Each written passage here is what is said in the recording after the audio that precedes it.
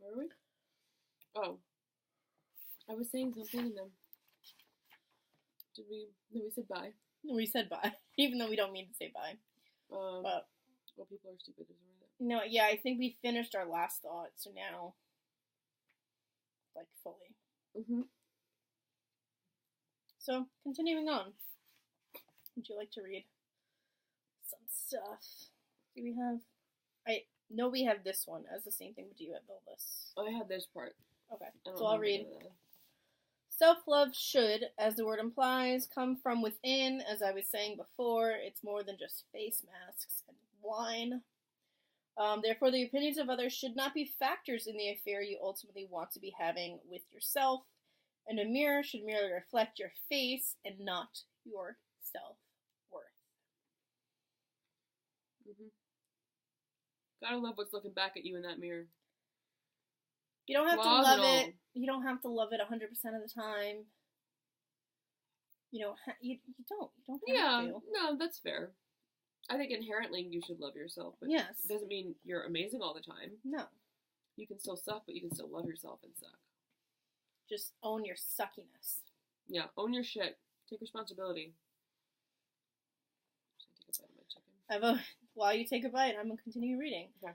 I've always been confused by people who hate themselves, but it made perfect sense once I realized that they, for the most part, are not being themselves. Mm-hmm. If I had a stranger at the reins of my soul, I would also not like me, because I wouldn't be me. And that leads me perfectly into my next point. People are stupid. People as a group are fucking morons. President Trump? No, I didn't want to go there, but well, some people. Yeah, people in general, as a whole, are fucking morons. They don't know how to read signs. The Tide Pod incident of 2018 was a fantastic example. Yes. Well, they're also young. Not that I'm giving them an excuse. But people don't know how to read signs, like to say when things are open or closed. They don't know how to read the arrows in a fucking parking lot that say which way you should be fucking going. General stuff like that. Like, I remember one time I used to work, for people that don't know, I used to work at this bread bakery. Sorry, I breathed in and spit went down my throat. That's lovely. And I choked. Are you okay? I'm good. I'm good now. Want to be your margarita? I'm good. And I was standing behind a whole wall of freshly baked bread. And this lady comes up to the counter and she goes, "Do you guys sell bread?"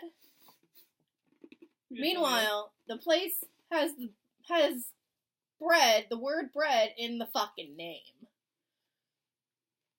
Fathoms me. Do you guys sell bread? No. Nope. This is an illusion. That's putty. That's made of putty and dreams. But that wall behind you is not real. Yeah. People in general are fucking stupid. Ugh. Amen. What else is next? You can't trust just because someone has a college degree that they're fucking smart. Nope. They're also very lazy. I'm myself included. I'm pretty lazy. I'm pretty fucking lazy. Alright, and moving on. I have the, I don't have anything until page 82. So. Yeah, all violence. Yeah. Do you want to bite stuff and I'll read? Sure. Okay. Give me your 80. Okay. So, I like that I get to eat off camera. This is this chapter is called You Are So Gay. Which is also a Katy Perry song. Off of her first album. Finances, no. She's got money. So, the beginning we're going to start with is, in the words of psychiatrist James Gilligan, all violence is an attempt to replace shame with self-esteem. Now, this was in reference to the shooting at the nightclub Pulse in Orlando. How long was that? That was 2 years ago? That was last year. 2016? Yeah, 2 years ago. No, 2016. This is Almost we're in 3. 2019. Sorry. Almost 3. Almost Was it 3 years ago. 2016, 2017? I know But- it happened on the same day that the Tonys were about to happen. Right. But the gunman He's a while he clown. did pledge allegiance to ISIS, it was to deflect from the deeply personal reasons he felt the need to take the lives of so many people living proudly and joyously in the LGBTQ plus community. You okay? So, yeah, I'm good.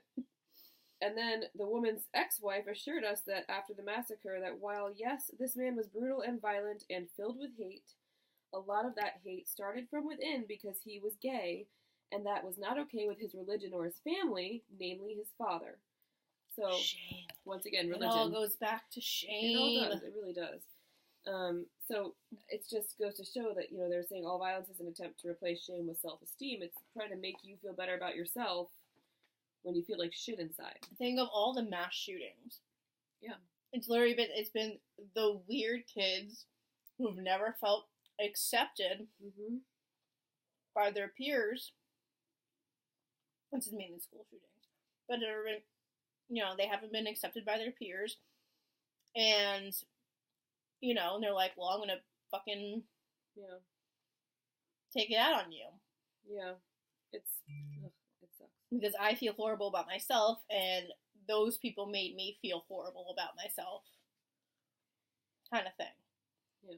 Even with, there was the case of, I don't remember if he was a kid of like a Hollywood executive, and he just went about, and he had like this whole like manifesto that he put on YouTube like right before it, and he was just like shooting people in California. Oh, yeah. What that was. And his reasoning was because girls didn't like him and because he hadn't lost his virginity and all that stuff. Yeah. And it's like, at the end of the day, just stop being fucking weird. Well, most of it is just stop being some weird. Some people can't help that, though. That's another thing that's like social. Well, anyway, but regardless, it's just, once again, people are placing blame on others and not taking responsibility for their themselves. own self-esteem and their own insecurities and their own beliefs. And it's just because you believe something doesn't mean everybody else is going to believe it with you. And so maybe your family believed that, and it sucks that you were raised in an uncomfortable environment that you didn't feel like you could be yourself and be who you wanted to be and love who you wanted to love, but still, that doesn't mean you should go fucking shoot people. It sucks. I mean, that goes back to growing up in education and, how we in society treat people who are different from what we believe. You know what I mean? It's just, God, it sucks. But in this chapter, it also talks about how men and their emotions and their communication is a problem. And into Social Psychology and Human Nature by Roy F. Baumeister and Brad J. Bushman. Men. Bushman. Sorry. A lot of men are Bushmen. A lot of men are Bushmen. That's my man. 12-year-old Huma coming in. I left at 69, so I'll give it to you. Yeah. That men actually find it harder to calm their emotions down than women, and so they tend to attempt avoiding emotion. When a love relationship breaks up, men suffer more intense emotional distress than women. Which is probably why it is the most dangerous time for a woman is 2 years after, that's up to 2 years after a breakup. When they're most likely to be killed by their former lover. Wait, 2 years? Yep. Cool. I know. You still got some time, honey. Good stuff. Sounds psycho. This is what I've learned from... So, I was officially divorced in November, so November of 2020 is what we're saying, right?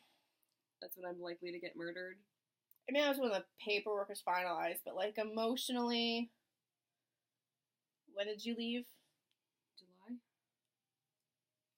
July, so... Yeah, well, he's a pussy, so he's not going to try anything. I mean, well, now that you challenged him... he's not going to watch this. He's like your typical male ego, like... That's true. Yeah, no. Anyway, that's all you have highlighted here. Mm-hmm. So, if you want to elaborate on any of those points, I figure I'd give you some time to eat your sandwich. Oh, and I ate it. Let me tell you. Oh, yeah. That shit's going. No, that's all I got for that chapter. I just wanted to point out that, you know, it is really dangerous time after you break up with a male counterpart. There was a recent killing by an ex. Oh, yes. Literally. Like an hour away from here. Not even. 40 minutes. Like 40 minutes away from here. Yep. It was an ex, and... Allegedly, it was an ex. Well, yeah, right. Well, allegedly, until he said that she hit her head. Yeah, remember? But why would you put her in a suitcase and bind her I know, hands? But in this justice system, you're innocent until proven guilty. Which is true, which I believe in. This is all allegedly, but it's still really sad that it fucking happened. Yes.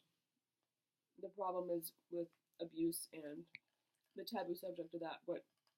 Also, it's not about a fucking wall, as I read in other places, because the guy is from fucking Portugal, okay? Well, Venezuela. He did live in Portugal for a couple of years, but he's from Venezuela. No, I read that he was from Portugal. Like, he got his visa through Portugal, and... But he grew up in Venezuela. But he was technically an immigrant... of Portugal. But the point is, I'm saying he entered the country legally. Mm-hmm. He just overstayed his visa. Correct. Okay, so a wall wouldn't have stopped that. Wouldn't have fucking stopped that. He was already here because he came on a fucking plane, and planes can go over walls. Oh my god, can they? I had no idea. Yeah, and also, did you know that when it rains? Someone should tell President Trump. Did you know that when it rains, it gets fucking wet? I know. Somebody needs to tell Trump that, too. Yeah. Anyway. Also, if you put big slats in your wall, people can pass things through. Or just... or just open them like fucking blinds. I don't know. I mean, they did a test, and they had, like, a bulldozer, or, like, not a bulldozer, like a... They did a test of the stability of the wall, basically, of the fence. It's a fence. It's a fucking fence. And it like disintegrated, like it disintegrated or something. Like the metal they used was apparently not strong enough to withstand weather. Okay. Like a lot of weather. Like they used chemicals and stuff to like make it happen faster, but yeah. Hello. Huh? What? Wall? Anyway, let's talk about this book. We've gone off on another tirade. Sorry. Anyway. But that's okay. Can't wait for the ice cream. Oh, vaginas. Vaginas. The coochie moochie. Vagina. Sorry. I just felt like saying that, like, cheeseburger from SNL. Fish tacos. Cheeseburger. Vagina. Anyway. Hot pockets. Penis fly traps. Hot pockets. Ooh, I've never heard that one. That's a good one. I like that one. Vagine. Pussies. I love tacos. I like penis fly traps too. I mean, I love tacos too. But I don't know that I would say that. Punani tacos? Anyway. Vaginas make the world go round. They can be used as currency. They can strike fear in societies for centuries. They're the reason a lot of straight guys step foot in bars.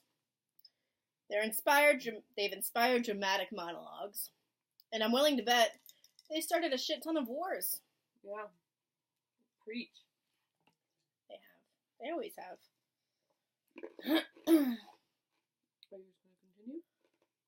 I mean, the next one goes out to...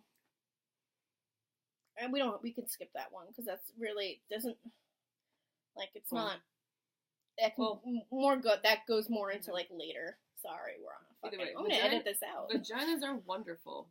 You're not gonna edit shit, because I'm the one who's gonna edit this. We're not editing out. But why the fuck is there cosmetic surgery for vagina? I wanted to say it.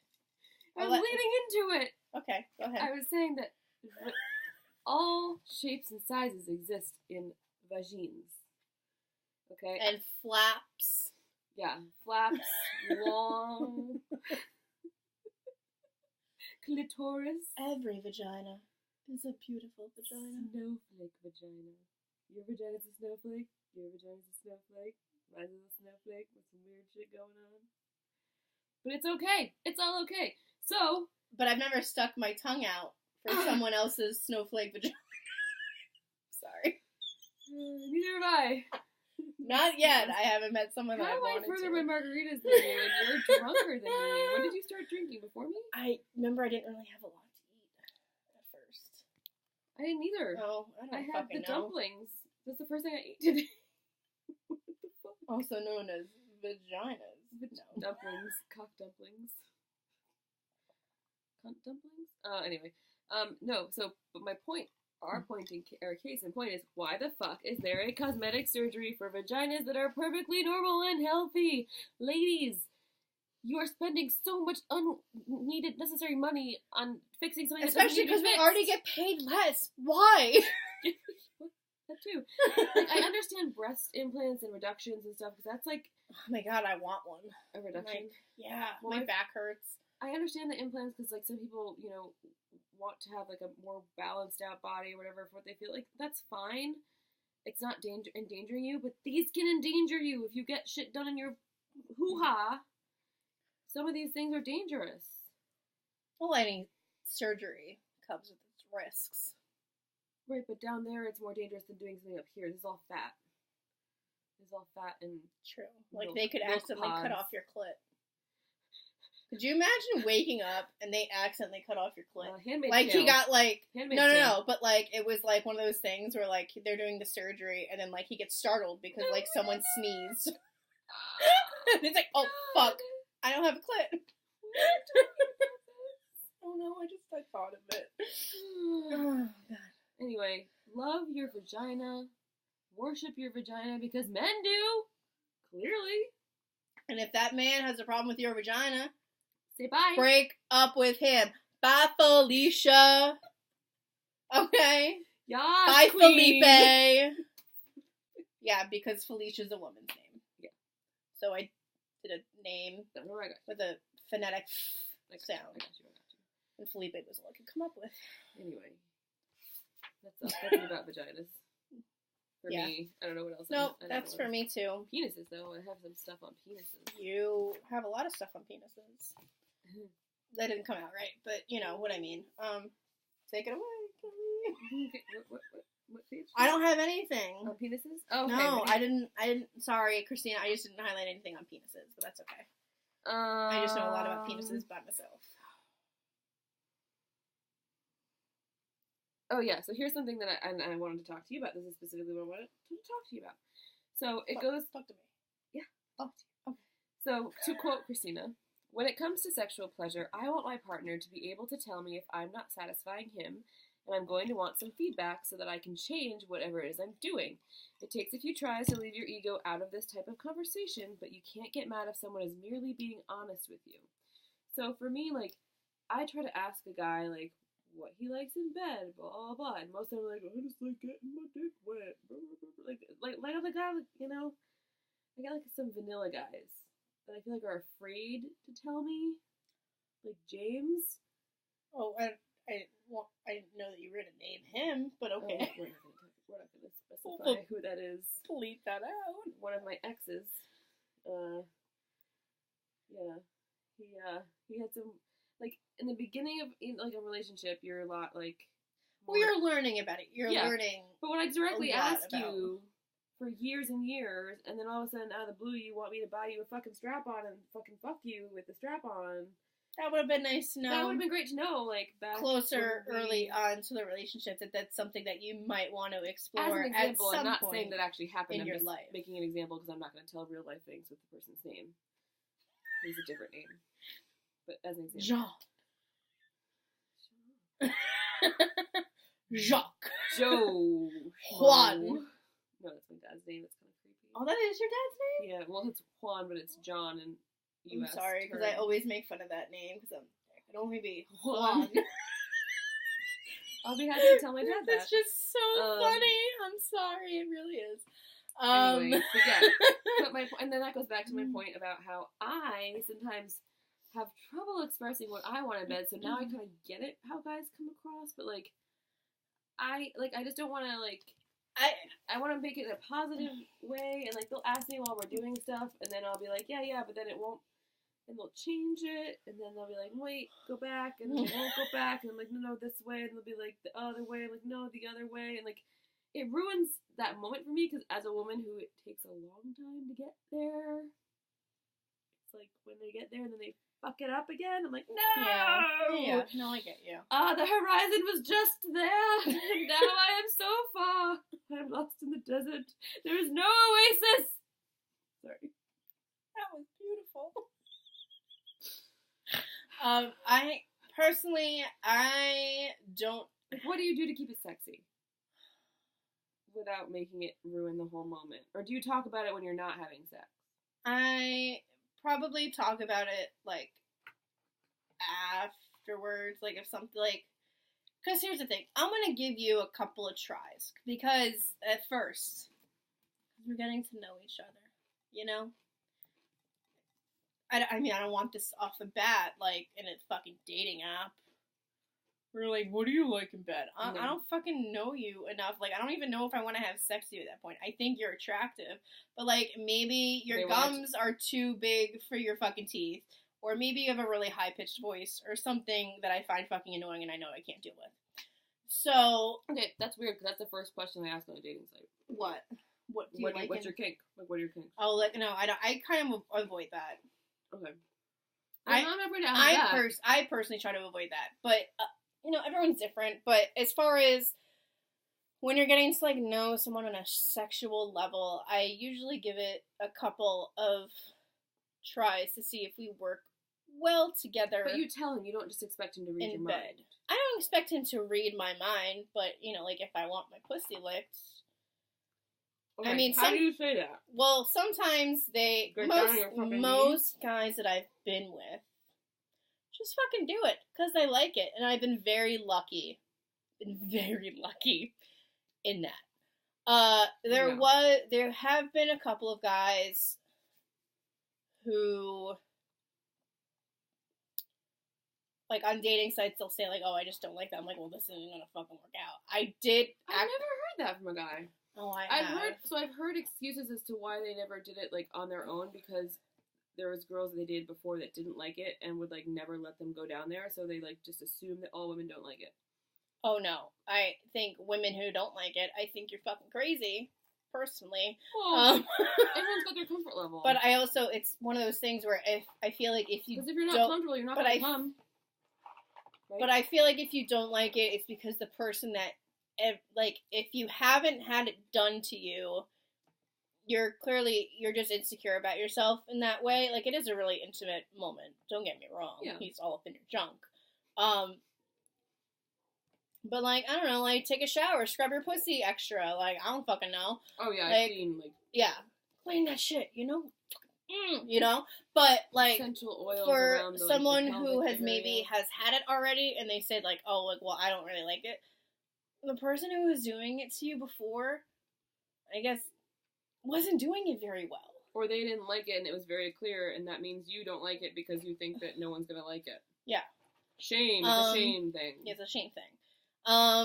But, like, one dude that I did date for a little bit, well, there were a lot of red flags, really, so I don't know why I continued it. I was young and I was stupid and kind of desperate. But we all were. Besides the point. He also, like, didn't kiss with his tongue, which I found really fucking weird. Like, ever? Ever. And he, like, refused to go down on me. And I was like, you know what? I was like, this isn't gonna work. Nope, I need that. Like, he legit refused? Uh-huh, yeah. Like, you said, go down on me, and he said, no fucking way? Mm-hmm. Oh, get the fuck out. Yeah. But, like, most guys, I've been lucky that they just kind of just go down there on their own. Or I've said, hey, want to take it down south? Or something stupid. Oh my god, that's such a good line! Or something stupid like that. I should use that. And there have been times where I've just been really aggressive and I've pushed his fucking head into my legs. So... And he didn't come back up for air? Oh, no, he didn't, because that's why I have thick thighs. I lock that shit in. And I fucking keep it there. Oh my god. So... So you killed a man. Yeah. I'm gonna cut that out. And like, if there's something that like I didn't like or something, I just say like, hey, like this happened. I didn't want to kill the moment, but it's not really something that I am into. Okay. Or like, I don't. How do they usually react when you say that? If it's something you're not really into. Well, I mean, I haven't had a bad experience with them. There was one time where I said no to something and they did it anyway. That's not consent. Yeah, but I just kind of ended it with him. So, and he still creepily follows me on Instagram. So I hope you know who you are. Anyway, because that shit was not cool, okay? Because I said no, and you fucking continued. Mm-hmm. I mean, there were also, like, other issues with that relationship, but, anyway. That's a big one. But that's a big one. Yeah. I won't get into, like, details of it, but I just said no about something, and he continued to do it. Yeah. And, yeah. And I was like, I like the trip downtown or down south. Want to go downtown? You should say it in that strange Atlantic accent. Yeah, I can be 7. Yeah, I've never really had, like, a bad experience other than that. But that was because it was, like, we had already had the conversation and then he fucking did it anyway. Mm-hmm. Kind of thing. But I've never had, like, someone, like, get mad at me for saying, like, oh, like, I don't like something or that I'm not willing to explore something. Yeah, I guess it's... So it's not that I'm not willing to explore things. I am, but there's ways to go about things. You don't just jump in. Baby steps. Nope. And you get your toes wet. Or your finger. Get your toes wet. Get your toes wet. And you walk a little bit. And if you like that, you walk a little more. But when you see maybe a big shark coming, you take a couple steps back. It's a great analogy. And then if the shark keeps coming to the shore, you fucking run away. Back to shore, okay? Note to men. Where the shark can't breathe because he's not in water anymore. Or note to men and women, actually. Women can take things too far, too. True. Yeah. But no, that's interesting. No, I think it's just more that I don't like to lose the moment for myself. I know the guy probably won't care, but for me, it's like I worked so hard to get here. I just want to come. Yeah. And then it just floats away, and it's like a dream. And then just the regular come happens, and it's like, whatever. Cool. Great. But I mean, I guess I still enjoy it if I don't like climax when I have sex. I still enjoy it. Do you have that? I don't have to climax. It's better when I do, but like I don't have to if I know you kind of well. Yeah. But if it's like a one night stand, you gotta make that shit kind of situation. Yeah. Oh, we whispering. There's a reason it's a one night stand at that point. Because you didn't make me come. Yeah. You were hired for a reason. No. Sorry. No offense to any sex workers and whatever. I'm saying that you were picked out and allowed to enter this vagine for a reason. You better do your job. Because he's gonna get off. I mean, guys always fucking more than likely, yeah. Unless they have whiskey dick or some shit. But, like, that's not on me. That's not my fault, Yeah, that was you and your poor decisions to continue drinking to try to impress me. Anyway. But, that's, yeah. I don't think we'll talk about this part. The media thing. Yeah, no, I don't. Let's just skip it. What's this? What do I got? Butt stuff. Now the butt stuff. This is what I was talking about with the dipping your toes in. We're not going to go into detail. I will, however, share a lovely little ditty. Just, my thing, use fucking lube, okay? Don't just jam it in. Okay? So, That's definitely the key. Women do not go in raw. I know that was it Christina or Corinne? No, it was Christina. It was right? Christina, yes. So when I read this in the book, I was super jealous of Christina because I was like, how, woman? How? You are a goddess. She says, I sat down on his dick with my back facing him, and after a few deep breaths and light teasing, proceeded to bounce on his penis as it went in and out of my butt. And she had blown him for a little bit beforehand, but like, no, saliva doesn't do enough. It doesn't, not for me. Here's the thing, men, if you're watching and listening, or women if they're our vaginas naturally lubricate ourselves. As age and time goes on, well, you still need some help sometimes. Exactly. Well, alcohol dries out your vagina, which alcohol dries it out. Sometimes, you just as you age, you're less like as Ali Wong. Have you seen the Ali Wong comedy special? Yes. When you're 18, you can put your fingers in and you fucking separate them, and there's like goop in between the fingers. I never did that, but I can see that would be a thing. Now you do it. Not so much. Just kind of, you pull your finger and it's like, oh, the fingers are wet, but there's no like links to it. Okay? The spirit is willing, but the body is not. Okay? So the vagina naturally lubricates. Yes. To a point. To a point. Mm-hmm. The butt, think about this. When you take a shit and you haven't had enough water to take that shit, your shit comes out rock hard. And it hurts, right? It hurts. That's a really good analogy. And it's hard to push it out. Yeah. Because you need water. Those are the painful crap. And you need fiber. Not fire, but fiber. Yeah. Fire up the ass? Well, that fucking hurts, I guess. I don't know. I haven't had the experience except for chili peppers. Anyway. My point being, use... Why are you eating a pickle right now? Use lubrication when doing butt stuff. Always.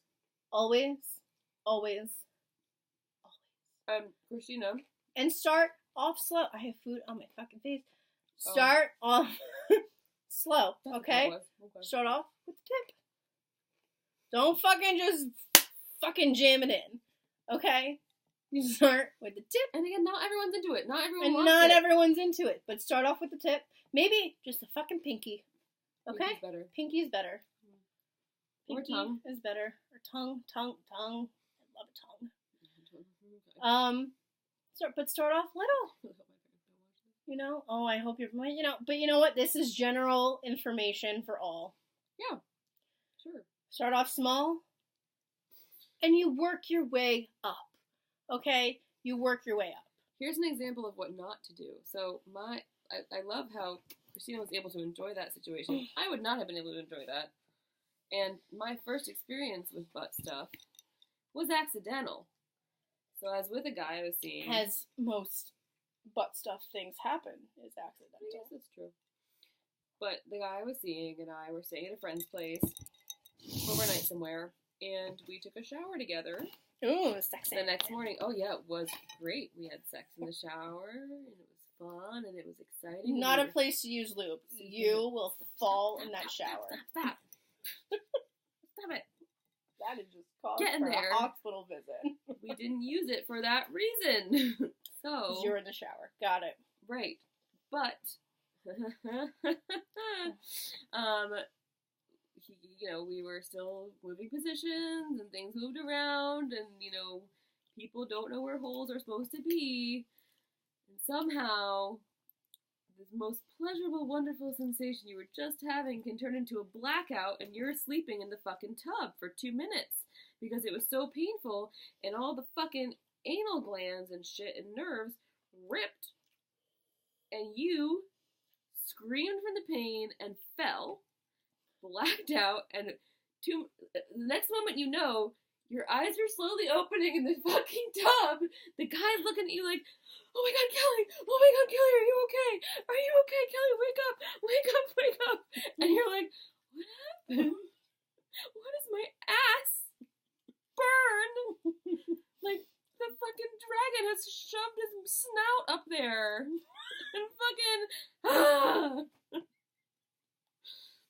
dude, it's the worst feeling in the world. And it took me a long time to go for that ever again. I never did it with the same guy again. Wait, no. I think I did, like, once. But that was my first experience with it. And I was like, You're like, and that is my last experience. No. No, like, I've done it since, you know, but it's like a special occasion kind of thing. It's not something that I want to do all the time. Like, a finger or a tongue is fine. Well, I've learned from listening to the lovely Guys with Sex podcast that it's something that you have to train your asshole. Yeah. You don't just shove a huge ass dildo up there. They have toys that are specifically made. I have those. Anal beads are great. Oh, why did I say that on here? Please don't be watching me. Anal beads are great. Adult. That's what I hear. I'm a sexually liberated woman. Yes. But my number is so small. So small. So small. Don't be ashamed of your number. Oh, I'm not ashamed. My number is very, very large. Not very, very large. Not like Gene Simmons large. 4,800 guys. Well, 4,800 girls. Oh. No, I'm like 4,800 comma guys. Had 4,800 women. He must have slayed the poon. He's not that good looking. I guess I know, money but, can buy you poon. If I don't have to look at your face, like if it's dark and you can slay. I guess like the makeup does something. He's rich. He's famous. Some people like that devil look. Yeah. I've had like sexual fantasies about being, you know, with the devil. No comments. Wow. I mean, I don't really care if anyone knows that. But my number is not as high as Gene Simmons. Not even really close. But I have had conversations with potential partners where they've said, your number is too high. I'm sorry, what? Yeah. And I've said, well, that just means I'm experienced. So there you go. Wow. Men are fucking stupid. Yeah. Oh. Yeah. He's like, the guy was like, oh, well, I've only had sex with 6 women. And I was like, well, that sucks for you. It's not going to be a bad thing for you not guys gonna be to heck up. Yeah, like... Anyway. Well... Just because I've had... Over 50? Really? Yeah, girl? Yeah. I was... It's exhausting. And I say this in a loving manner. I was a very big slut in my years of being 18 You were a sexually liberated woman when you were 18. like, you know, my mid-20s. Minus, you know, like, being in a relationship. Like, I was faithful in my relationships. But when I was not in a relationship, well, damn. All bets were off. All bets were off. I will say, there was a guy all bets one were time. on your vagina. Well, there was one time where, and I say this with confidence, with love, for myself. There was a guy that I was kind of seeing, not really, we didn't really go on a date, it was more like a hookup kind of thing. And he was not very good in bed. Did not make me come. So, the second that I left his place, I called another fuck buddy. And I fucked that guy. I've had a date with 2 men. Yeah. That was a good day. Did I shower in between? No. I didn't have time for that. You had to get laid. I had priorities and goals. You had things to get done. Yeah. I mean, when the vagina calls, it calls. When the dragon cave calls me, you say, a dragon. Hello? Hi there. Come on in and have a nice little cup of tea. Make yourself cozy. You're getting way off subject. Yeah, can we just go back to what the fuck are we talking about? I don't know. Stuff. Butt stuff. Anyway, lube. Lube. And patience and time. What's the next one? There's a law for that. Oh, the laws. Oh, I like these laws. The girls talk about different laws that relate to sex in different states. And I have it on page 144. Wait, we also forgot to mention when things go wrong, not as expected, when you make a plan with someone and it doesn't go right. Are you really going to? You gotta have a sense of humor about things, okay? Uh-huh. Mhm. Like, for instance, queefing. Oh, yeah. Okay? Queefing happens to everyone. I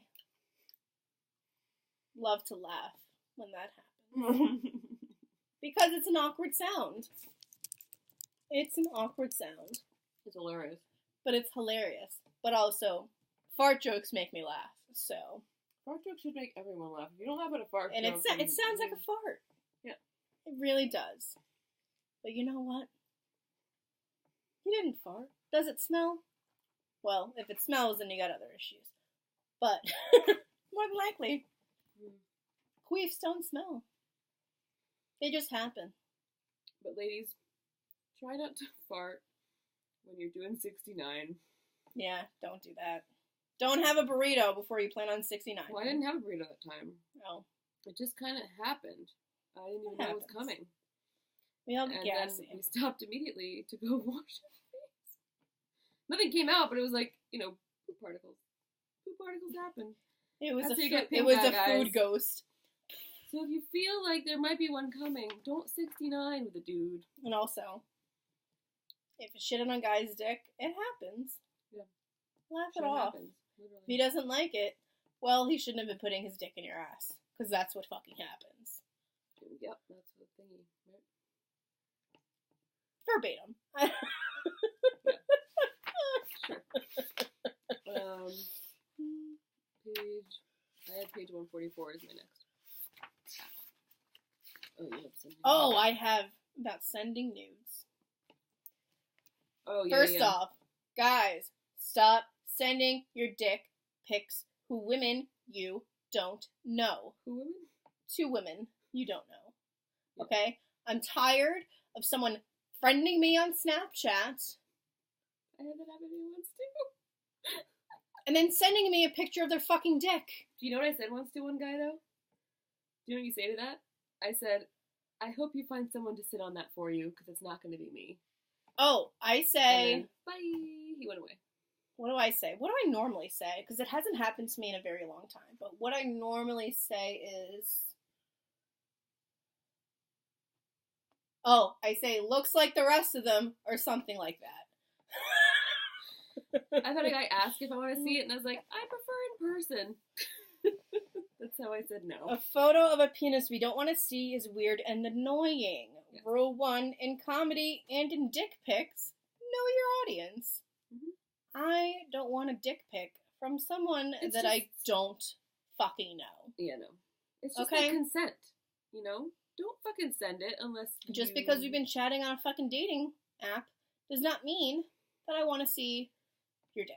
You know what's sexy? Asking a woman if she wants to see your dick. Because she might not. Because, like, sometimes maybe I do want to see your dick. Maybe I am a little horny.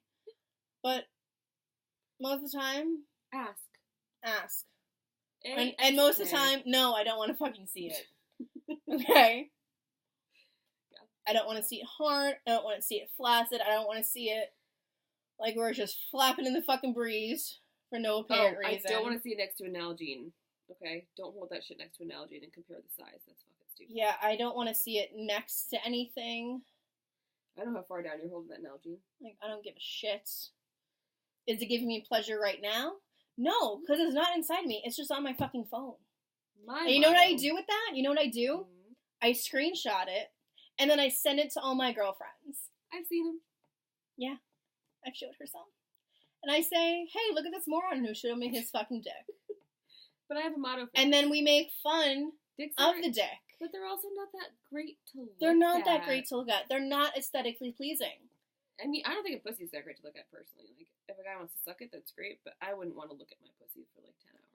Well, personally, I think my pussy is fucking beautiful, but I also have, like... The perfect pussy? I have, like, that perfect, like porn star pussy. I know. Well, either way, I'm saying I got lucky in that I do fucking love my apartment. pussy. I'm not skinny, but I have porn star pussy. I'm not saying I don't love it and I don't mind looking at it. I'm saying if I, like, same thing, I'm not going to send a pussy pic to a guy. Well, the good thing about sending a pussy pic to a guy is that it does not involve your face, which comes to my next point. No, but I'm not done with my motto. Oh, okay. Finish your motto. Dick should be sat on, not seen. That's my motto. Which, as men would say, women should be seen and not heard, but, you know. Well, right. But that's not the same thing. A very unfortunate reaction to end this number of celebrity nude photo leaks is to think he or she shouldn't have taken them if they didn't want them seen by the world. Ugh. Which, I mean, true. I would love an app that if a guy sends you a dick pic, it connects it to, like, his mother, and then you can text your mother and be like, look what your son just sent me. I don't fucking know him. I would love an app like that. So someone who is in technology, Savage. fucking figure that shit out for me. I'm giving you the idea, okay? I'm not trademarking it. I'm not copywriting it. I'm letting you run with it. We're going to do a part 1 and part 2 video. Yeah, we are. It's very fucking long. So long. But this is good. This is good. Great. Oh, it's great. Because this is the first fucking book we've read, fully cover to cover, where we can fucking talk We about both shit. actually read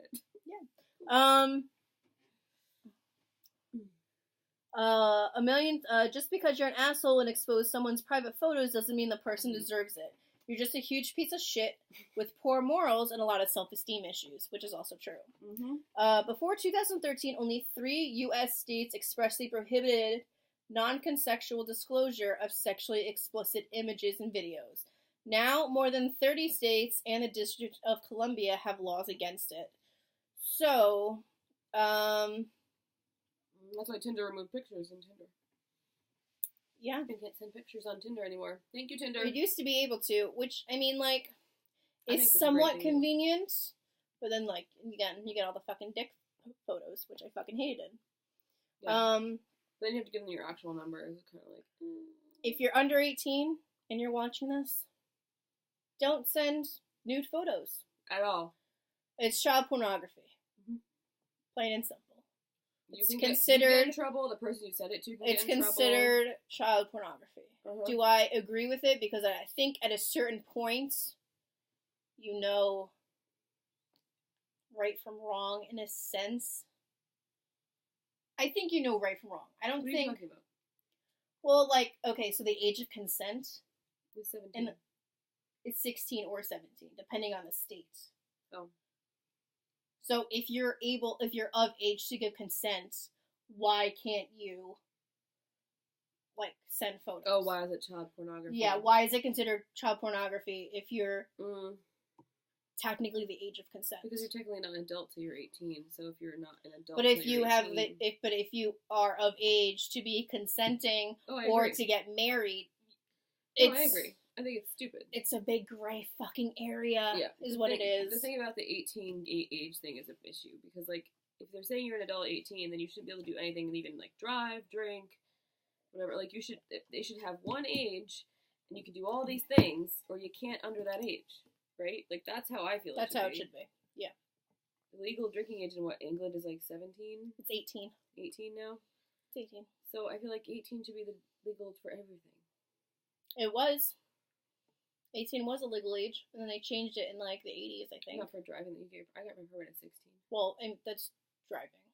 Yeah, but that's. I think waiting until 18 to drive is a little. I mean, I personally think like you should be able to drink when you're 16 because I was drinking when I was 16 at holiday parties. Like it should be like With you family. can drink with family. Yeah, at if you have this a consenting age. parent or adult or whatever. Drinking on your own should be this age kind of thing. Yeah, Not like alone. I meant like. I mean, we're not not writing legislature. I'm not writing legislator. We're not. Drank when I was a teenager. I turned out fine. Yeah. Okay. You turned out fantastic. But No, seriously. thanks. A butt, a boob, a beaver. Keep it to 1B at a time. Oh, I love doing photoshops of nudes, like or photo sessions. I fucking hate it. Really? Do You have the right lighting. You have to get the angle, and then like it's kind of exhausting, but it's fun. Fucking exhausting, especially when you send the nude and they're like, "Can you send it to me this way?" And I'm like, "Bitch, do you know what it took for me to get in that position?" The lighting, the makeup, the exact outfit, Do you know the perfect angle. Do you know so how I don't had look to like my twist in belly's order to hanging get my out? ass to look that good in that photo? Yeah. It's an illusion. And I'm a big girl, and I'm not that flexible. I don't fucking do yoga every day, bitch. Oh yeah, the butt okay? pictures. It's hard. You have to like bend. You have to like stick So it out, fucking like hard. lean over, and like. Sorry. Everyone fucking does it. All right, everyone does it, but you know what? But it's true. You go with one at a time. Just go with one at a time. Like I'll do my boobs or I'll do my butt. I don't do my badge. It's kind of weird. I don't send badge pictures. I used to. I don't do it anymore. I don't know. Looking at it's weird for me.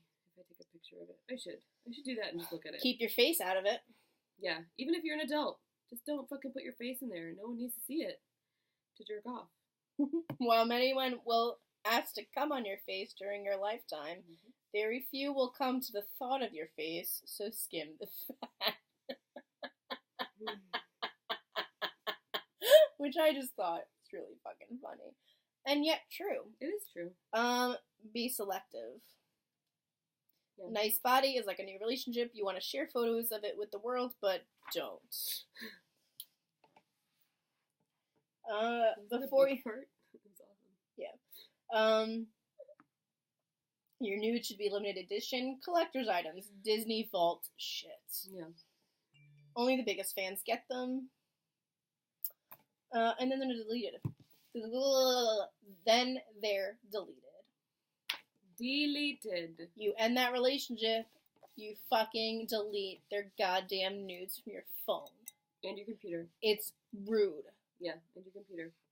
Unless they consent to let you have them and you want to, like, use them later or whatever. Some people do that. Some people have fetishes and stuff. It's, a thing. I mean, if you want to keep them, just ask them if you can keep consent. them. Don't just keep them without I wouldn't have an issue with most of my exes keeping mine. Yeah, it kind of makes you feel, like, awesome. You know, a guy, it's like reminiscent. You know, you're thinking about good memories and all that. But and good sex. Good sex. Good bodies. It's nice to feel like you're being, like, you're a staple for a guy's, like, spank bank, you know? I find that pretty invigorating. And very empowering. It makes me feel like I got some woman powers. The laws? Are we on the laws yet?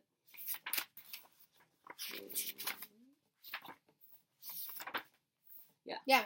Here we go. So here's some fun state laws.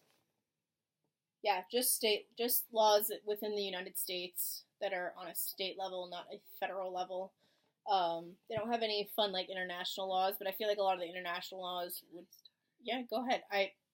Let me continue my thought. No, I know. I feel like a lot of the international laws probably are really homophobic or anti-LGBT. Yeah. Q, or, like, just really sexist, as far as international goes, and that's just, like, laws in, like, certain countries in, like, Africa and Russia and, Senegal. Well, that's part of Africa. But yeah. And, like, Middle Eastern. Oh, yeah, Middle Eastern culture is very different from ours, but I don't even get in touch with that. Yeah. That's totally different. So, please stop. Oh, you can read the first one. No, you wanted to read it. Different than mine?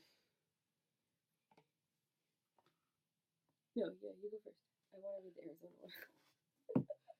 Oh, you want to read the Arizona one? So you mapped it out. Okay. Oh my god, you're like that kid in elementary school that, like, practices the paragraph that they have to read in class. I did that. I mean, I did that too.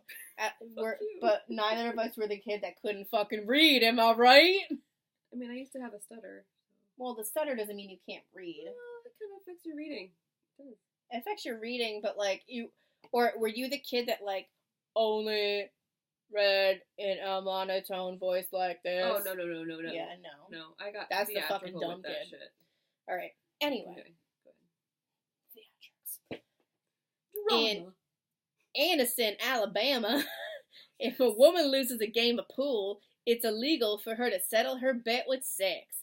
This seems A, unfair, and B, based on a previous incident. That's like a normal accent. In Harrisburg, Pennsylvania, it's illegal to have sex with a truck driver in a toll booth. Specific, but safety first.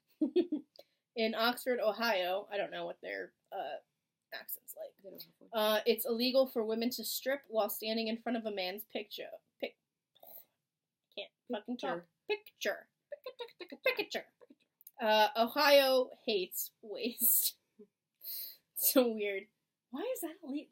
That makes no fucking sense. In Connorsville, Wisconsin, it's against the law for a man to shoot off a gun when his female partner has an orgasm. Okay? In theater, we call that chewing the scenery. Wait. Okay, Just think, Margie. like, safety-wise, that's not good. You don't know where that bullet's gonna go. Mm-mm. Yeah, that's true. I wouldn't want to do that anyway. And also, it probably happens to so few men to make a woman come in Wisconsin. That's just Ronan sitting against the door. I get scared by things. That's me ragging on guys in Wisconsin because I feel like they just love their football and their beer And their cheese. and their cheese. And they don't have much room for anything else in their brain. Alright. In Edmonton, Utah, no woman is allowed to have sex with a man while riding in an ambulance. Damn. Well, there goes my bucket list in that town of Utah that I'm never going to go to because it's Utah. I mean, wouldn't one of them be unconscious if they're or like not able to have sex? I mean, not if they're paramedics. Ooh. That's pretty hot. In addition to normal charges, the woman's name will be public. The woman's name! The woman name will be published in a local newspaper. After getting quotes from a PR firm, Joy started fingering herself with her left hand and dialing 911 with her right. Praise her. Why only the woman? Okay, we just want equality. If you're gonna print our name, print the man's name too. Mm-hmm. Alright? That's all we fucking want. Yeah. In all of Arizona, you can't have more than 2 dildos in your household. Well, I'd be kicked out. Arrested. I would be too. After all, This fucking house. Ooh. That was not good. it's called a California closet, not an Arizona closet. That's actually, well, a lot of, like, the states in, like, the Bible Belt, Yeah. you can only have, like, one dildo. That's weird. Or, like, none. Weird. Yeah. In California, it's illegal to sell stuffed items resembling breasts, booby pillows, within 1,000 feet of a highway.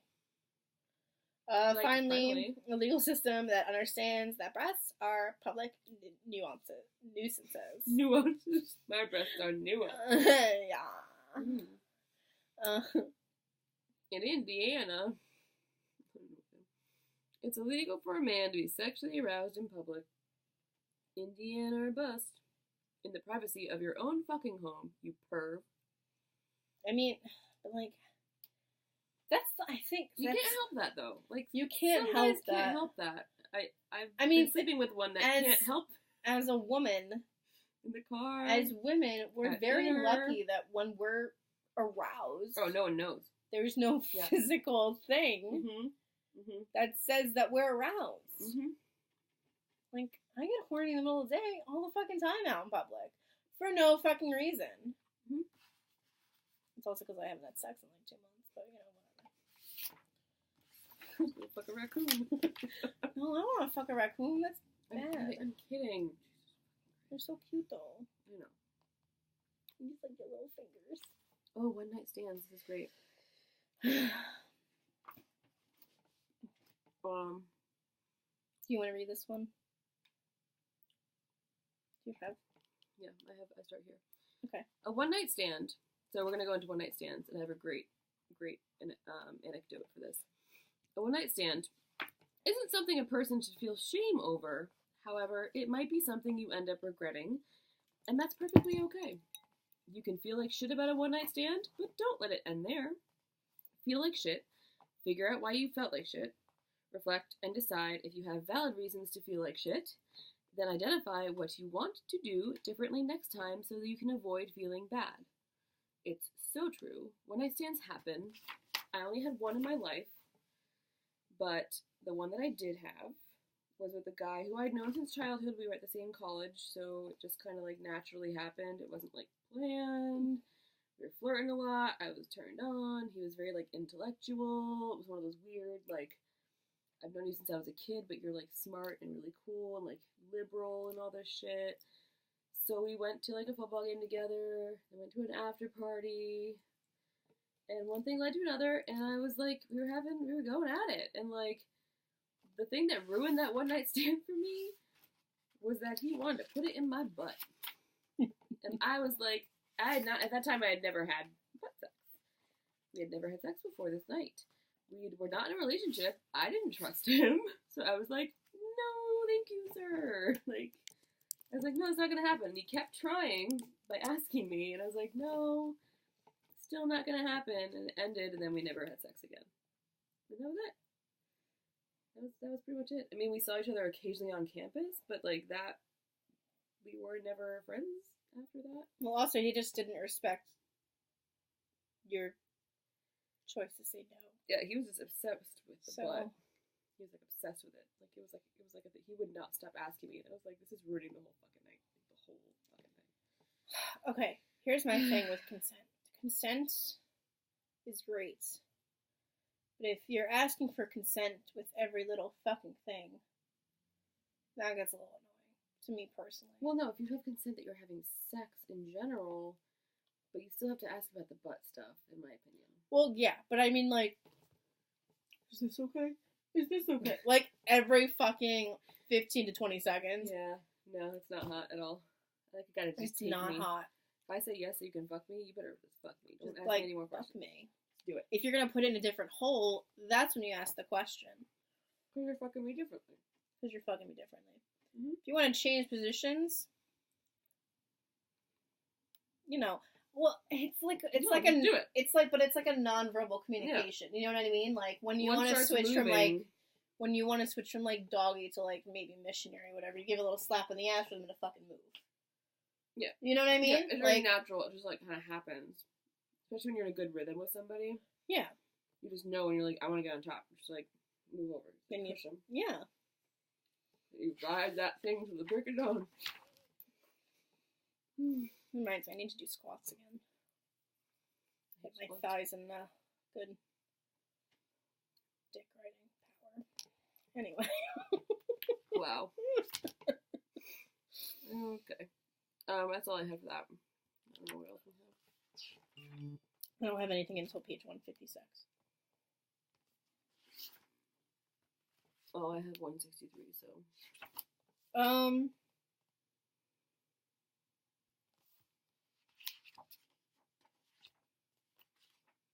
Mine's about relationshiping. The sandwich is so good. It was so good. Wait, you finished the whole thing? No, I only ate half.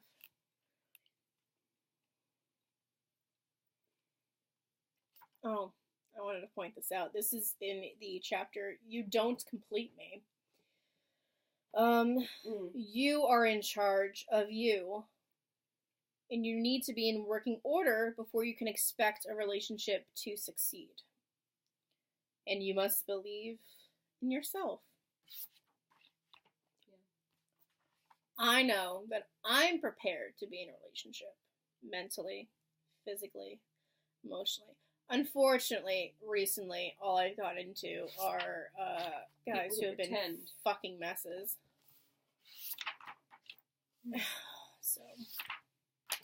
So before you pursue a woman, okay, and you make her think that she's gonna be in a relationship with you, make sure you have your own fucking shit in order. I'm not talking about like you need to have a good like a good job or whatever bullshit like that.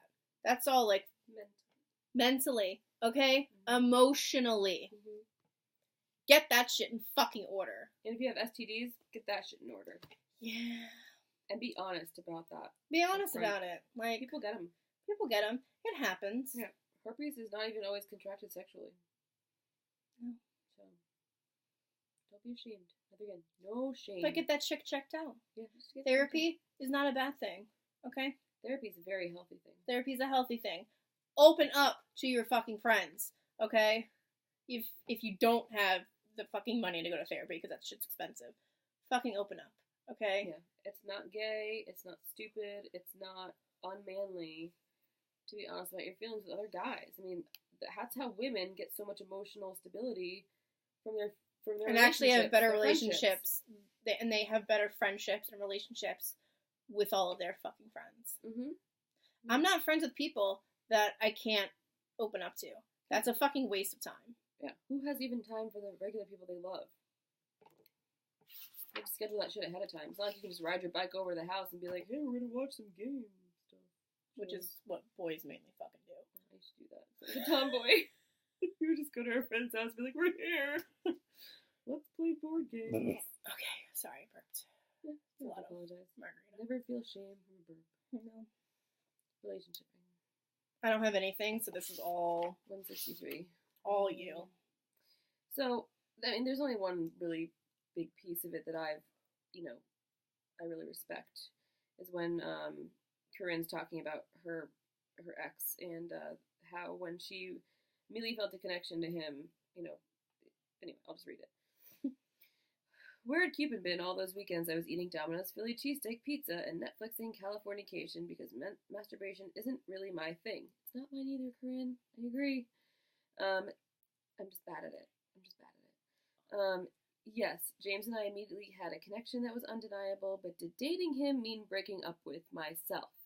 It never should. And so the thing is, I let that happen in my last relationship, and it turned into shit. But and when I got out of it at first, I was so lost in myself. I mean, I had a great support network. I think I would have been in a way worse situation had I not had the people I had in my life. But I needed to find that in myself, and I started figuring out what made me happy again. I started writing music. I started going out and working out, and it just felt great to be dating myself again, getting to know myself. And it's so important that even though I'm with a guy now, whatever we are, I make sure I make time for my friends. I make time for what I want to do because I'm an independent person. I don't have to lose that independence when I go be with somebody. And I lost that with my ex, and I will never let that fucking happen again because it destroys you. It just fucking ruins everything. So that was Also, pretty much. I just want to add, because it did say masturbation, right? Well, yeah. Yeah. Also, ladies, younger people, or even people our fucking age, if a guy thinks, or even if you think that your partner masturbating is them cheating, it's fucking ridiculous. Okay? Mm-mm. That's stupid. No. Okay? Because it fucking relieves stress. It helps fucking migraines. It helps, there's so many benefits medically to doing that. Yeah. Okay? They're not cheating on you. Okay? They just gotta fucking get it done. Okay? Also, men who are insecure with themselves, if your woman has a sex toy of any fucking kind and wants to fucking use it when you're not there, well, guess what? She fucking can, and she fucking will. Get over yourself. Mm-hmm. Your dick is not as bomb as you fucking think it is, and your dick is not going to change the fucking world. Okay? Nice. Yeah. I had a friend. No shame. I had a friend growing up whose boyfriend, did not want her having a vibrator at fucking all. Didn't want her masturbating without him. Or whatever. That's fucked. And it was the most senseless fucking thing. And I said to her, I go, you gotta get rid of him. I go, because that's not fucking healthy. No. I go, he doesn't own you. He doesn't fucking control you. You are your own fucking person. Yeah. Also, it's your own fucking money. So if you body. want to fucking buy it yourself, you fucking do it. It's your body. And it's your body, and it's your fucking choice. Mm-hmm. Yeah. Which also goes into another subject that we will get to later. But still. Mm-hmm.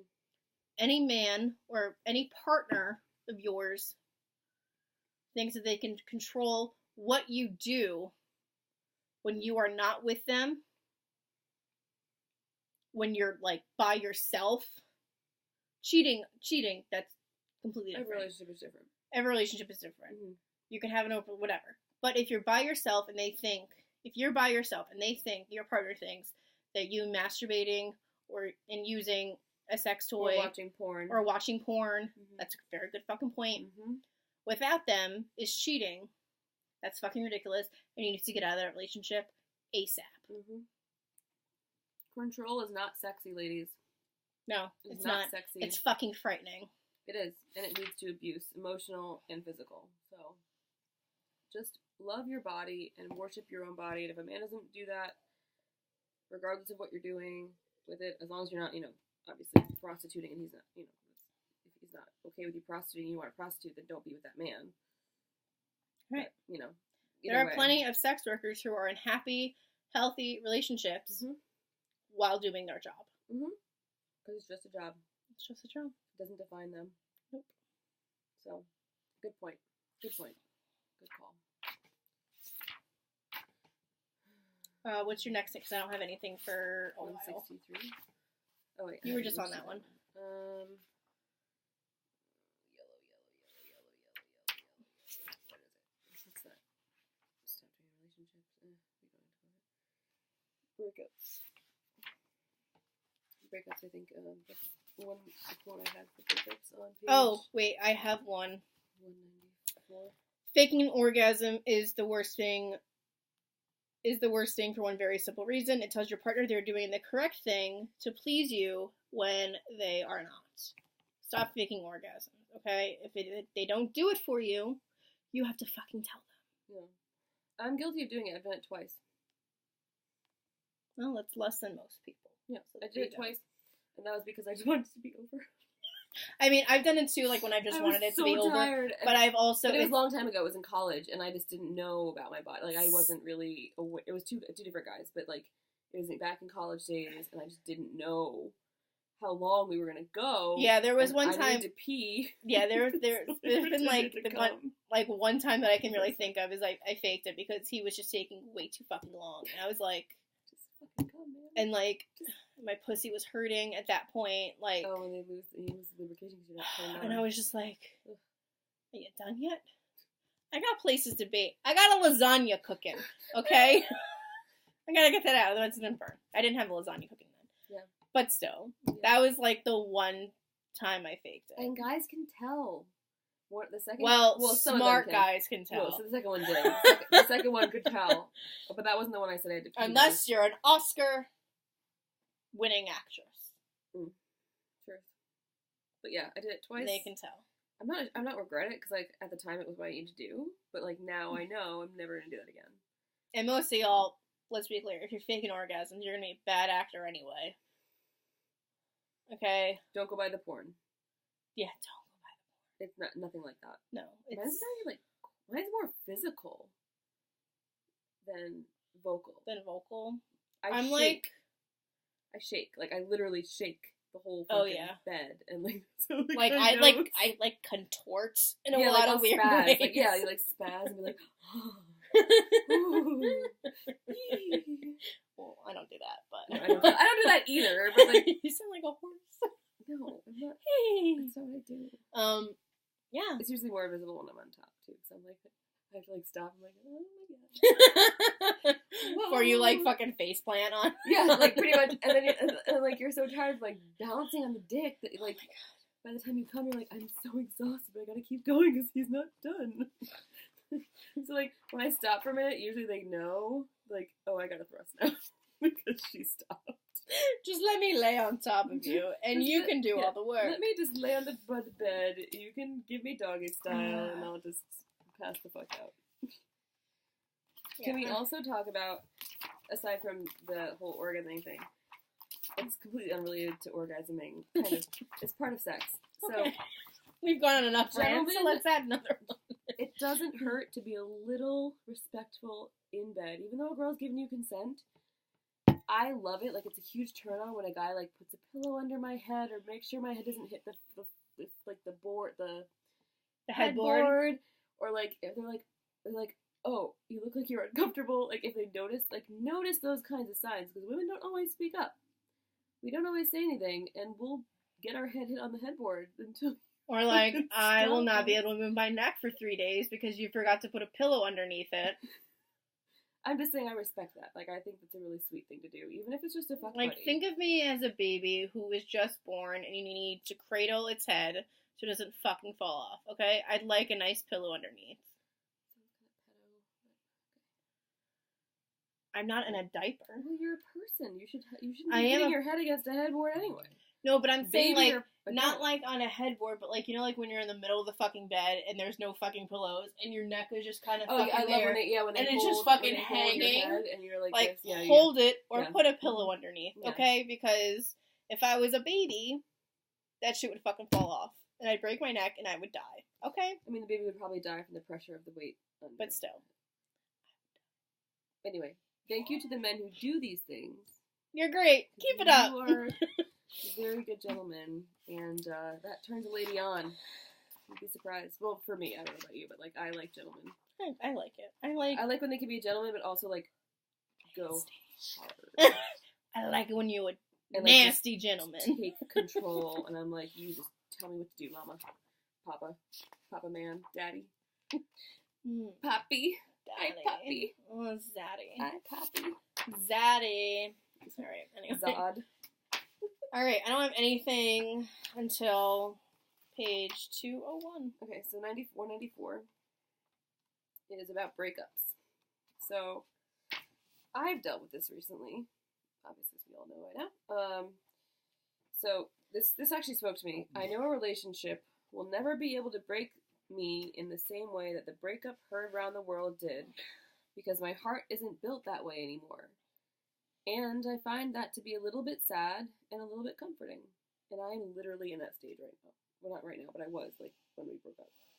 You know what I mean? Like, I am completely changed from that experience in, like, a sad way, because I'm not as, like, you know, optimistic or hopeful or, I mean, like, I've been open. I haven't been through a breakup like that recently. But a certain breakup, like, yeah. It's like, it changes you. Yeah. Not always bad. Like, it's not bad. Like, it adds to who you are in the sense, like, you learn how to protect yourself better, but, Yeah. like, at the same time, you don't have that trust you used to have. Yeah. It was, like, just undying You have more of a trust. wall built up for future.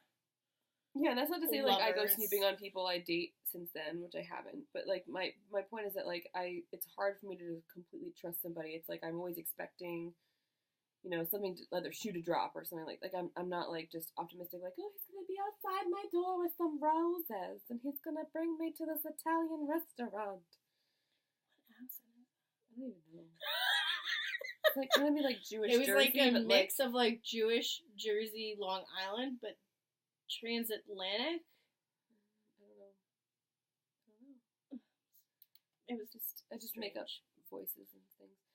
Anyway, so that's just, I mean, that spoke to me because it's so true. It's like you it's a little sad, but it's also like, you know, I feel safer for my future because I know how to protect myself from certain things. Right, like I have to say, in relationships, or almost relationships since that particular relationship, like, them ending, like, yes, I've been sad, but I haven't been so, like, heartbroken in a way. You know? Okay. Like I feel my feelings, but then I just kind of, like, I'm like, okay, I'm done. I'm over it. Like, is it worth crying anymore? Over? Yeah. No. Yeah. No, that's true. Because it There's wasn't some an that I've actual been like fucking that. relationship. Yeah. You know? That's true. Kind of thing. I think it always leads, if I cry that much though, it's not the relationship, it's me. Yeah, and I'm more, Like, I always- upset about myself. Yeah. And what could I have done to prevent this from happening? What could I have done to change things so that it doesn't happen? Why did I ignore these certain red flags? Yeah, you're more like ashamed of your shit Yeah. or embarrassed by yourself. But again, shame is not gonna help you. Not that figure I'm out your shit. shameful of myself. I'm just It's just sad. angry that I didn't listen Yeah. to myself. I was talking more about, like, in general, like, I'll cry and then I'll be like, oh, it wasn't about that. It was about, like, Yeah, like, my career or my personal body image issues or whatever. You know what I mean? Like, yeah. it'll end up not being about the person or the relationship at all sometimes. And I'll be like, why am I crying about this? Yeah. Oh, man. Much motion? I have all the sex ed stuff. Oh, wait. Sex is before motion. Yeah. Okay. I don't have anything for that. So you Oh, okay. Well, sex ed is a Put my sandwich away. big thing for me. I was lucky enough to grow up in a school system where the sex ed was actually pretty good, but still room for improvement. Oh, for sure. For sure. In the United States, public schools are required to teach some form of sex education. The depressing part is that a school can choose to implement an abstinence-only curriculum. I should just give you my password so that you can type it in too. That's really way too long. It's really not.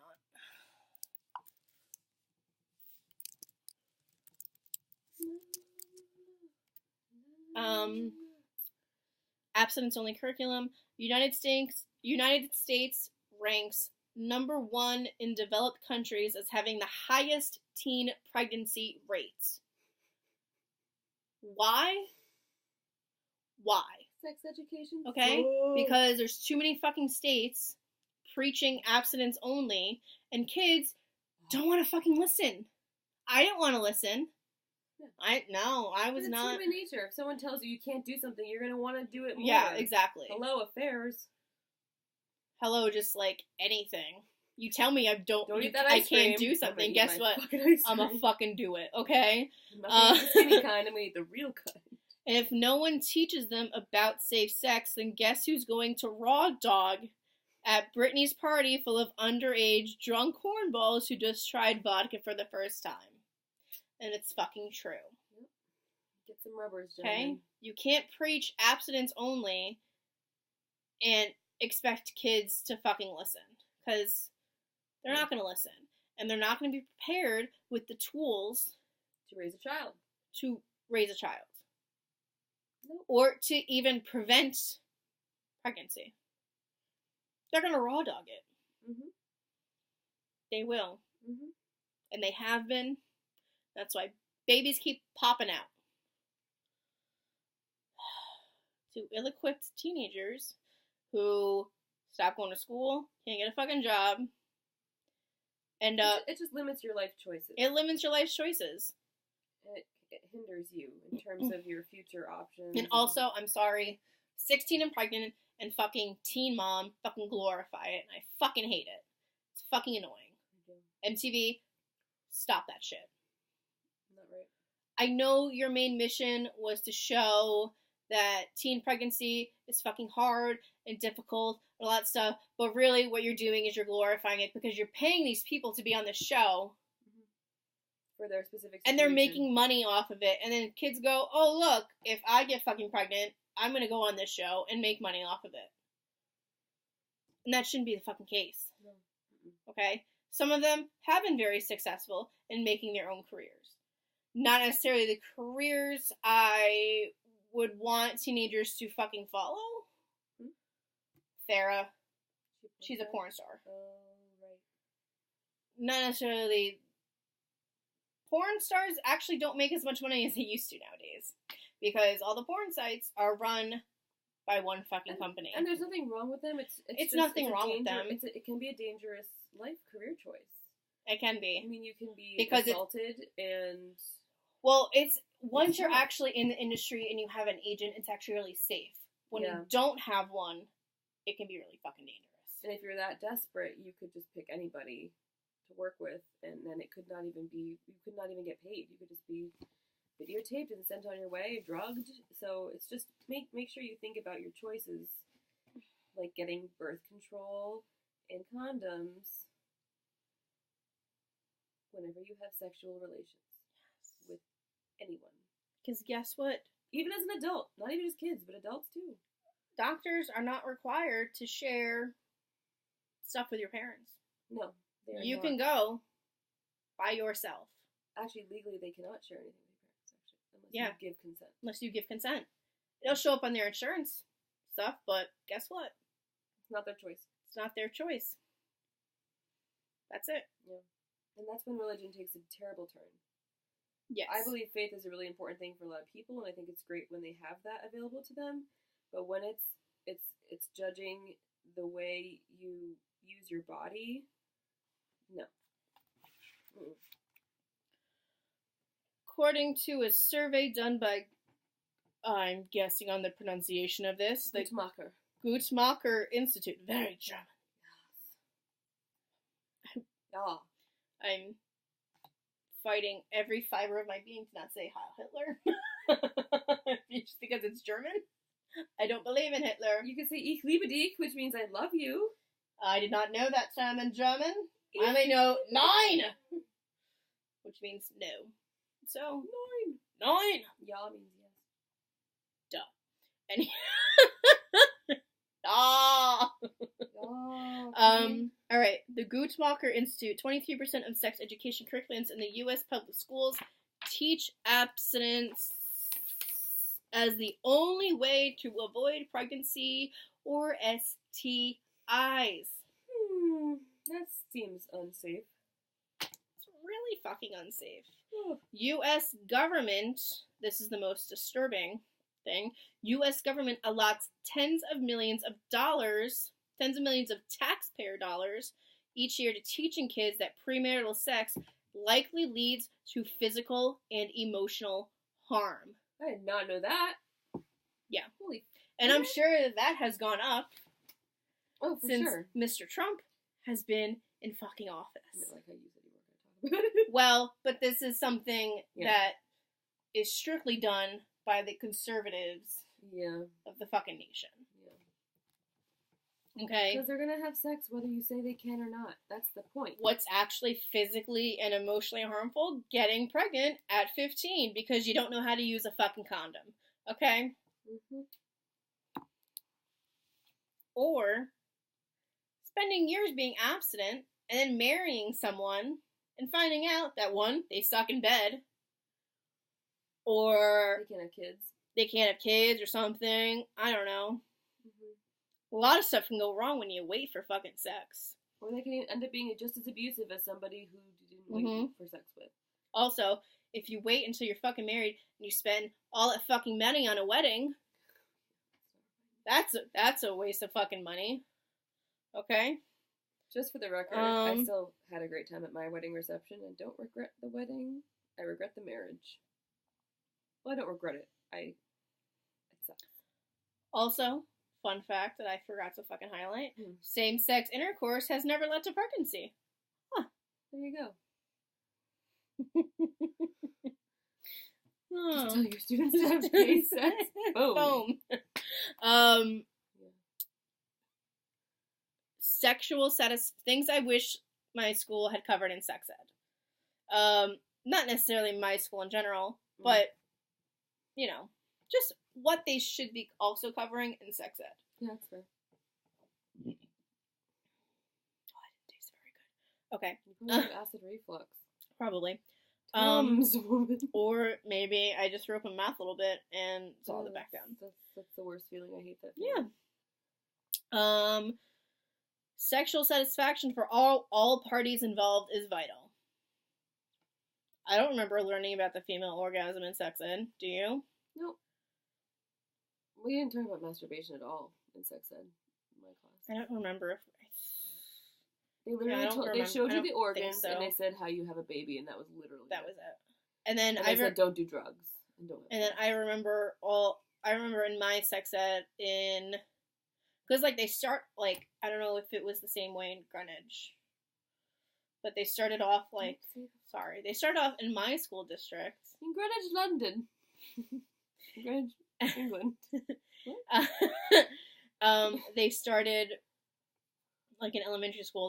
They like separated the boys and the girls and they had like their separate assemblies. Oh no! In like 5th grade. Co-ed. And then they had like their own like different videos, and then middle school got like a little more. I don't remember any puppets in mine. We had the puppets that told you about the feeling. No, it was actually really educational. Weird.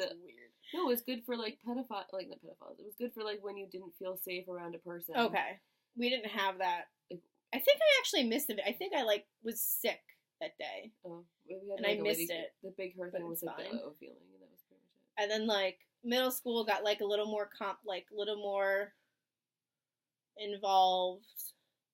Then high school was like, okay, here's all these pictures of all the STIs you can contract. That was a lovely experience of looking at pictures of herpes and advanced stages of like chlamydia and all that stuff, which are all, well, herpes isn't curable, but it's manageable.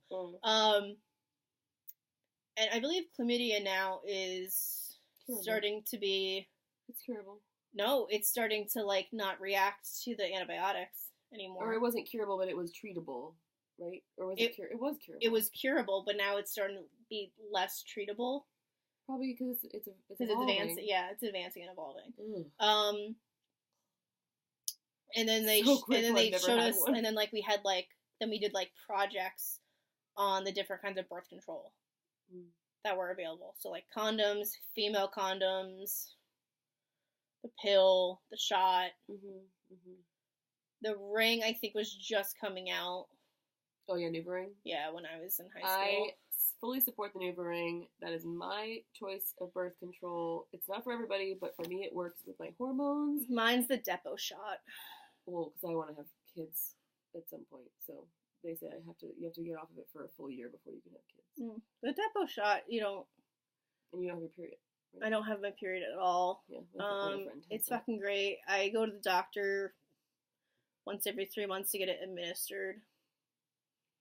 But that's nothing. For my health concerns, they said I shouldn't do the Depo shot. Everyone has different health concerns. Yeah. That's the one that works best for me. I was on the pill for the longest time. Yeah, me too. But I hate the pill. I hated that I had to take it like at the same time every day, and with the jobs that I had, and you forget. It was, even though I had an alarm on my phone, sometimes I couldn't get to my pill. And then at some point I just started forgetting to take it, which was kind of bad because, like, I was having sex. That's why I do the ring. Thankfully, I did not get pregnant. But yeah, so now I do the shot just because I don't have to think about it. I go into the doctor every 12 weeks. I go pick up my prescription. I bring it to the doctor. They shoot me up with 3 months of hormones, and then I'm really horny for like 2 or 3 days, and then I'm good to go. And then I have to pee in a cup every fucking 3 months, which is obnoxious because not once have I not peed on my own hand. Oh, that shit is so hard not to do. They're like, there's a system. You pee for a minute, and then you wait till the stream is strong, and you stick it in, and then you pull it out, and like you usually don't get on your fingers. I've tried it. It doesn't really work. Well, there was one time where I completely knocked over the cup of pee. That's like my biggest fear right now.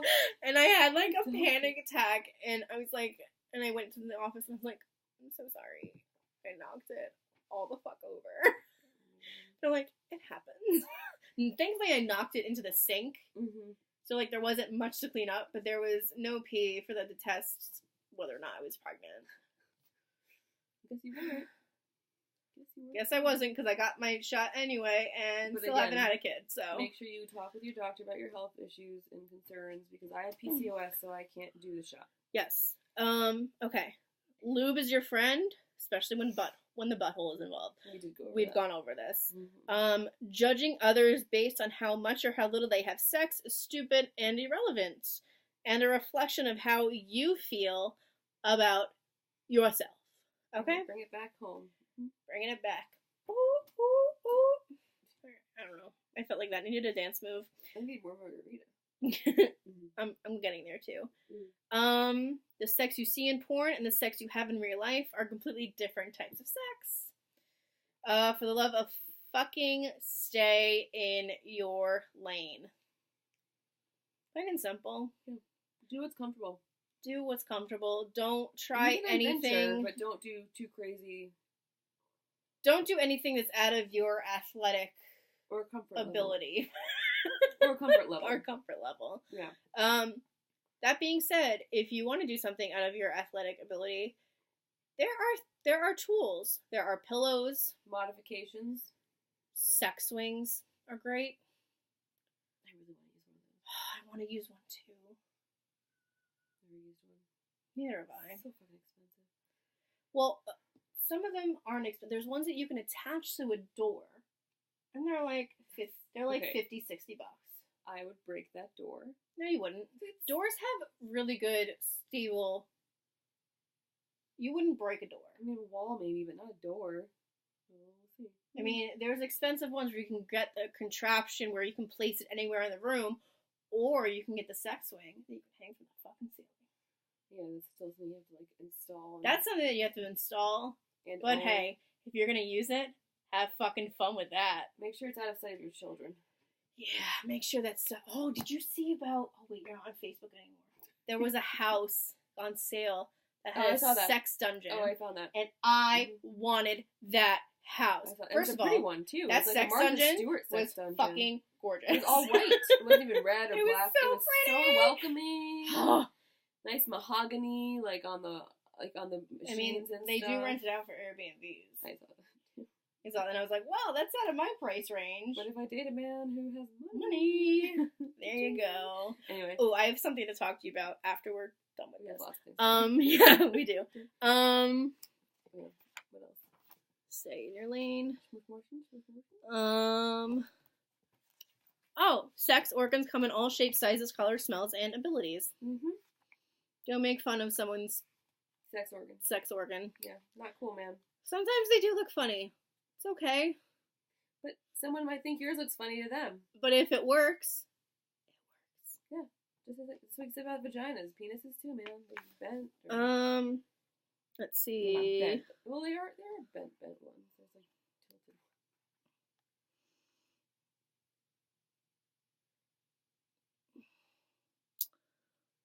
Oh, masculinity and femininity Wow. are tiny imaginary boxes based on narrow-minded ideas of what it means to be a man or a woman. Don't mistake one person's concept of gender as your. Yes, that's very true. Okay. Yep. Now we're on to shmortion. Or abortion. This is a very taboo subject for most people because it's very contradicting and it's a big subject in our fucking society right now. Yeah, and I have a different vlog that I just did a whole thing about my personal experience with this. I have had one myself, so I can fully say that I have never believed it is right for someone to tell a woman what to do with her body, especially when it comes to pregnancy. Because it is their fucking choice. You're not living their fucking life. And people who are pro-life, as who was it? Christina. A male listener. A male listener emailed Christina and Corinne saying, he suggested that I replace the phrase with anti-choice, which I have ever since. That is exactly what abortion is to me, a choice. And it was my choice. And I'm really grateful and blessed that I had that choice, because a lot of people don't have that choice. And I was lucky in the state where I lived that it was an option, because I wasn't ready to be a mom. I wasn't ready. And I don't want to get out of your comfort zone as far as like details go, but like, do you want to share like what, like, for the many general reasons as why you weren't ready? My marriage was shit. I was married, and I personally want children. I still do want children, but I was unemployed. My marriage was going down the drain, and I did want it at first. And then when my husband basically said it was him or the baby, I chose my husband, because I figured, well, we can have another kid someday later when we're both ready. And at the time, I mean, I still don't regret my choice, because I would not want to be a single mom right now. I know that he had a huge part in influencing that decision. And your partner, your family, your friends, no one should be influencing this decision. This is your decision to make alone. It's called bodily autonomy. Bodily autonomy is sexy, and it is wonderful. It's basically no one can have a say over your fucking body and the choices that you make with your body. Correct. You are the only one who can choose whether or not you want to donate blood or give your organs away when you are dead. Yep. Or if you want to have a baby for having a child, or you don't. And there's a lot of exceptions for this. I mean, people who at a certain point, I was not going to be able to have an abortion. In my personal opinion, I wouldn't have done it after 16 weeks, because the brain is not developed until then. or it's not functioning until then. After it's developed for me, I couldn't, if I knew it had nerves, or you know what I mean, like I personally couldn't make that choice. I would have had to have it. But everyone has their own opinion of, you know, when's the right time where it's not okay to do it, or it's your personal choice. But there are instances where there are women who want to have the baby, and then they find out weeks before they're going to have it that the baby's not going to live, or the baby's terminally ill and it might have a couple months, or it is going to come out with heart problem. You know, like they don't know if it's going to, you know what I mean? Yeah. So those are exceptions that I believe are humane, that they could have an abortion. I personally Like late feel that term, way. yeah. Late term pregnancy, Because like that's also been a or big if it's a danger to the person having the baby. That's been a debate recently because Oh yeah, you heard about that too. New York had passed a law about late term abortion, and everyone thinks, oh, well, people who don't read into law think, oh, well, anyone can just go up until the day that they have a kid to get an abortion. And no, that's not the fucking case. It's only for those special It's only cases. for women who are at risk of their own health and own life, or if the child Baby's at itself is not going to be viable outside the fucking womb. Yeah. But then the other thing, I forget what state it was, I'm totally blanking, I just read about it. They're trying to pass a bill that allows you, so I personally think this is inhumane, that allows you to have a late term abortion, okay, not special cases alone, anybody could do it. And then if you change your mind, they will bring the baby back to life. Like, how? They'll revive it or something. I don't know the details, but it's one of the southern states. But they were saying, Well, that's so, like, weird that it's a southern state. Yeah. I'm not gonna comment on whether or not, like, if I find that to be, like, an okay law or not, because I personally don't think I have enough details, or right. I don't know all the details about it. You know what I mean? Like, or knowledge about how that works. Of it as a whole, because as someone with a logical fucking brain, how do you revive a baby? Like, you would have to have a short time between having the abortion, and then changing your mind. Yeah, it's weird. For them to revive it. Like, are they going to put it on ice for a couple days? Like, what? And that sounds probably like second decision. I feel like that's probably like a really insensitive. No, I don't want to do it, and it's already dead. Yeah, that's probably an insensitive comment that I just made, but like at the same time, I'm just trying to think of it logically. You know, to kind of like wrap my head around it. It's not because I'm afraid of it, FYI, or that I'm insecure about it. I just kill them and bring them back to life. I just think it's a zombie baby at that point. It's a zombie baby. Yeah, and like if you can't decide before that you want to be a mother, you should not be a mother. Yeah, especially if you're making that a last minute choice. If you decide you were going to have the abortion, then you're like, oh my god, all of a sudden I don't want to do it anymore. After they killed it. Yeah, that's. What if you change your mind again and send it for adoption? It goes in the system. Yeah, then it's up in an orphanage, and then it's leading a life of fucking hell. But either way, more than likely, it is your body. It is your decision. I might not personally agree with that whole concept, and I don't know the details again of the bill. I don't know if it got passed, but when I read about it, I was like, "Are you fucking again? Kidding Abortion me? Is a fucking choice. You can do what you could have the baby full term to carry it to term and decide that you want to put it up for adoption. Yeah, and if you do that and it's still an infant, that's great because it does have a really high chance of getting adopted.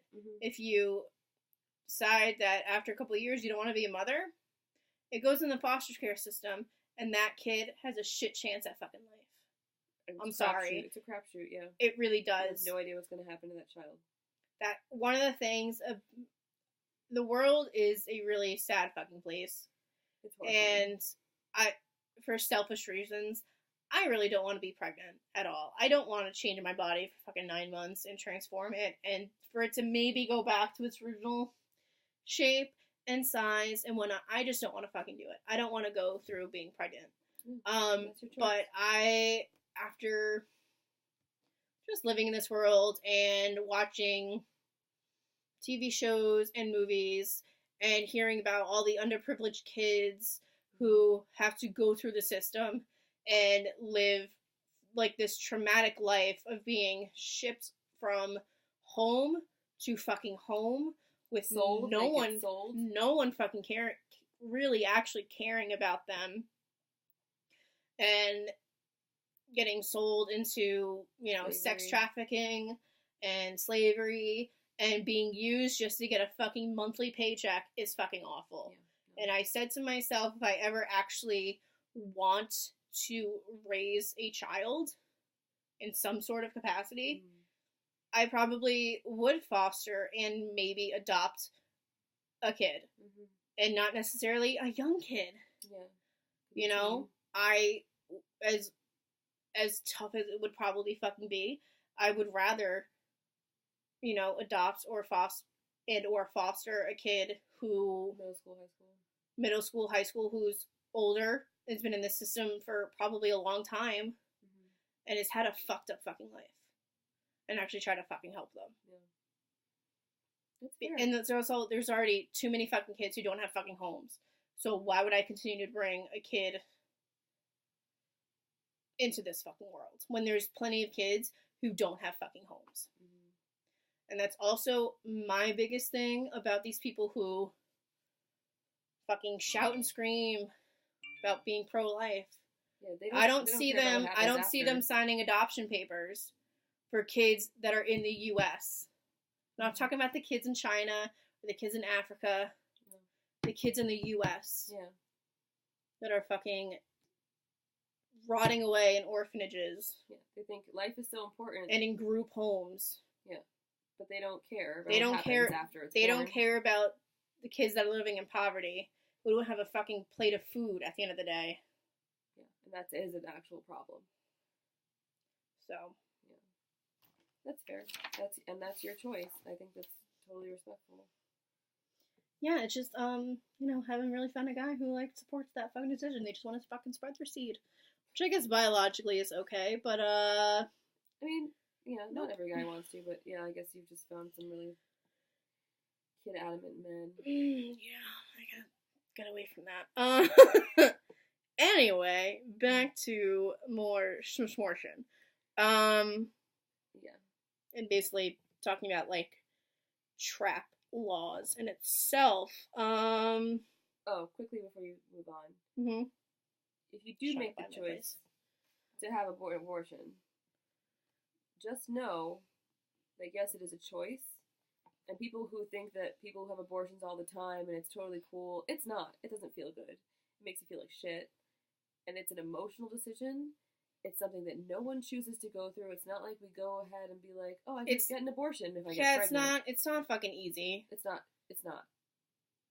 I'm still dealing with the aftermath of that, and it was 2 years ago. So yeah, it's not easy. Personally, it's not anything I ever wanted to do. I have not had one, but I was not with her at the procedure, but I was with her through her, like, whole decision process, and with her afterwards.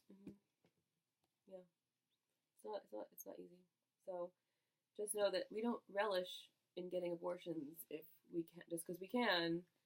No one wants to make that choice. Also, don't shame people for having miscarriages, because miscarriages are very fucking common. Yes. That too. Yeah. Because that's also its own fucking heartbreak. Anyway. If you're gonna have one, make sure you look up the laws within your state for having them, because they are a state-by-state basis. You might have to go to another state to have it. And if there are resources where if you can't afford it, there's organizations that can help you find some place to get it done, and where they can either help pay for part of it or, you know, Never use the hanger. No. Don't do that. I didn't mean to laugh. It just... No, I'm sorry. It just came out of nowhere. It came out of nowhere. She got me off guard. There is a movie where that happens. It's actually... Well, it's a really... Don't watch the movie. It's really intense. Anyway. It's on Netflix, but, like, 4 states have only one clinic where a woman can get an abortion. This is largely due to TRAP laws, targeted regulation of abortion providers, which aim to shut down clinics where abortions are provided, forcing a large number of women to drive out of state to see a provider. But if only they could afford to make the drive and stay in a hotel for a few nights. That's ridiculous. Because most women who are trying to get an abortion are poor as fuck. Yeah. Hello, I was. My now ex-husband paid for it, and I'm still getting bills for it. Because does insurance cover it? No. Nope. Insurance doesn't cover it. Maybe. So for those of you thinking that people pay for people to get abortions, that's not true. You're not paying your taxes to give people abortions. No, you're not. It doesn't cover it. Planned I hate that excuse. Well, here's the thing. Planned Parenthood does get federal money, but it's not for abortions. It's not. It's for other procedures. I thought that some of it went to abortions. No, none of it goes towards abortion. It goes to Planned Parenthood as a whole, but Planned Parenthood has so many other things that they do. Breast cancer screenings, testicular cancer screenings, STD treatments and prevention, counseling. They do have counseling for teens and adults. Birth control. I know someone who I worked with who was going to Planned Parenthood to get her birth control. And they do have sex education courses. Yeah, and they have sex education, really good sex education courses. So if you're a teen who maybe feels like they're not getting the sex education that they want, or even, especially if you're of the LGBTQ community, go to Planned Parenthood. Yeah, they're amazing. Yeah. Go to their website. Don't they help with transgender? I think so, yeah. They talk about the procedures you could do. I think so, yeah. To have a sex Planned Parenthood is awesome. I continue to give money to them all the fucking time. Not a lot of money, because I don't have a lot of money. I mean, I didn't get my abortion done there. I did it at a private place. And I've heard that some locations, just do your research. Some locations, you're supposed to have a certain procedure done before you get the abortion. I guess they didn't do it. Or something, and there was like a malpractice issue with the one near me. So just double check your location, but for the most part, they are very, very helpful, and they're so needed in this country. So don't take one example and assume that it's for all of them, because a lot of people do that. So while I would never go to mine for anything procedural like that, I would still go to them for birth control. They're still an awesome organization. Yeah.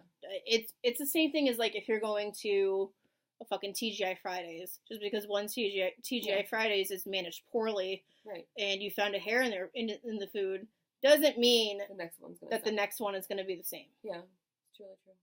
So.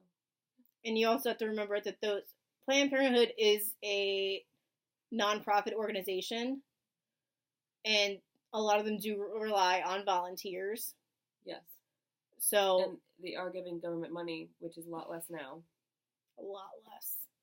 So bear with them. But if you want to make a donation, please make it in the name of Mr. Daddy Mike Pence. Okay?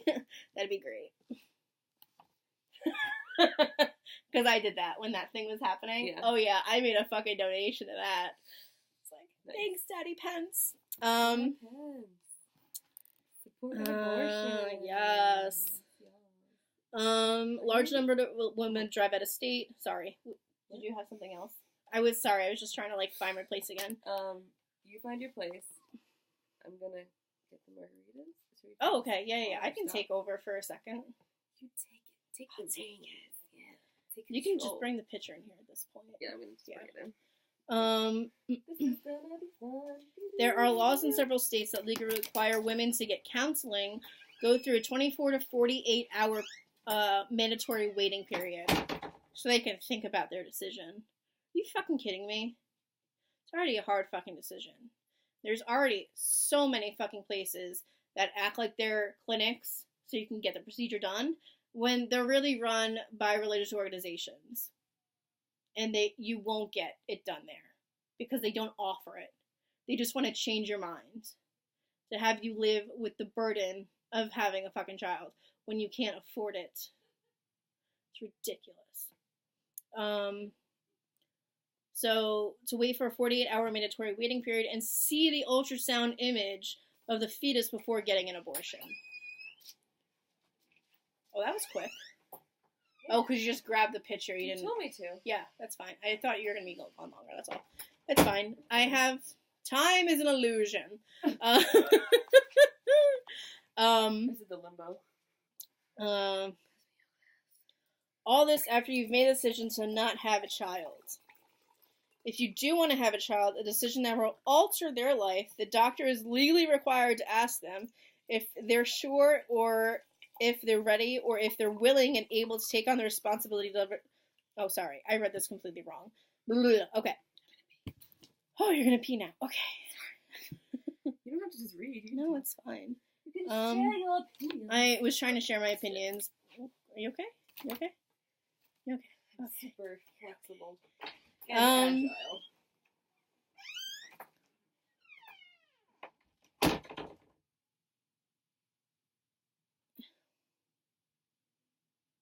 No. All this after they've already made a decision not to have a child. If they do want to have a child, a decision that will alter their life, is the doctor legally required to ask them if they're sure or if they're ready or if they're ready or if they're willing and able to take on the responsibility of another human being?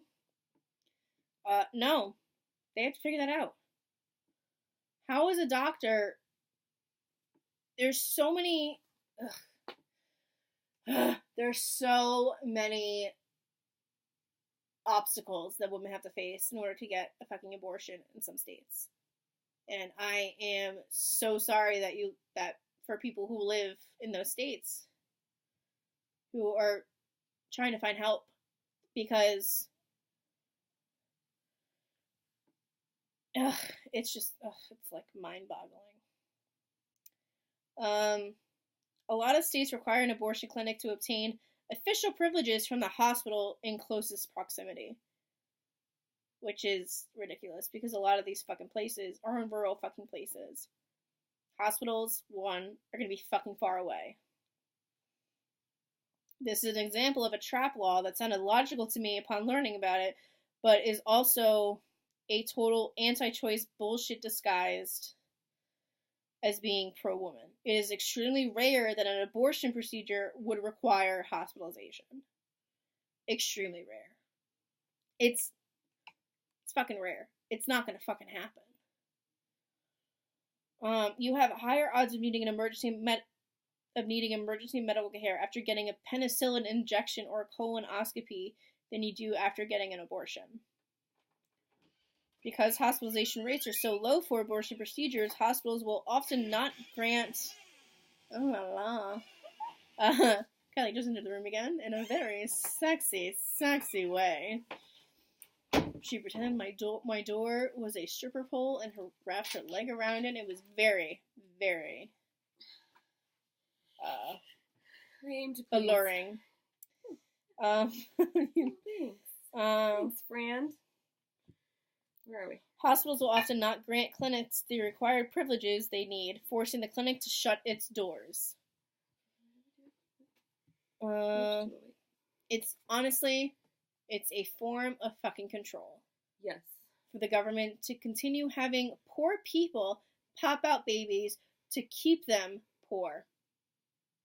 Keep them poor, keep them stupid, and keep them, what's the other one? Misinformed or what? Yeah, something like that. Because the more poor people there are... Distracted or something. The more poor people there are, the less of a middle class there will be. Less people succeeding, and more chances for the rich to only continue to get richer and to keep their fucking money. Fuck. Okay. How much more do we have? Okay, so 2 organizations. Yes. We've mentioned them. If you're in need of an abortion and they aren't readily available to you for very many reasons, there's an organization called Lady Parts Justice that aims to provide people with knowledge about what's going on in their individual state as far as reproductive rights are concerned. I believe their website is ladypartsjustice.org.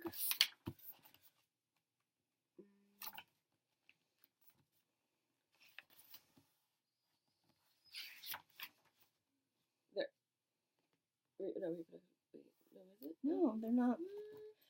Google Lady Parts Justice. Mm-hmm. Okay, All 3 words. do believe it's ladypartsjustice.org because they did do an interview with one of the women who runs it. The other one, those women connected us to Dr. Linda Prine, activist, author, and founder and medical director of the Reproductive Health Access Project. .com.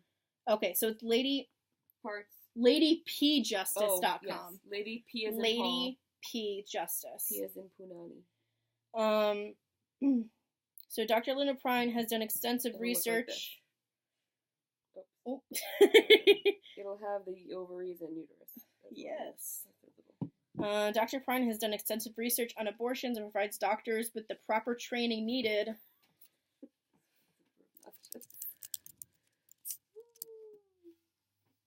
Needed to do the procedure and administers abortions herself, both in New York City and around the country. She's cleared up a lot of misconceptions about abortions and reproductive health care and named several resources for women who don't have access to complete reproductive health care.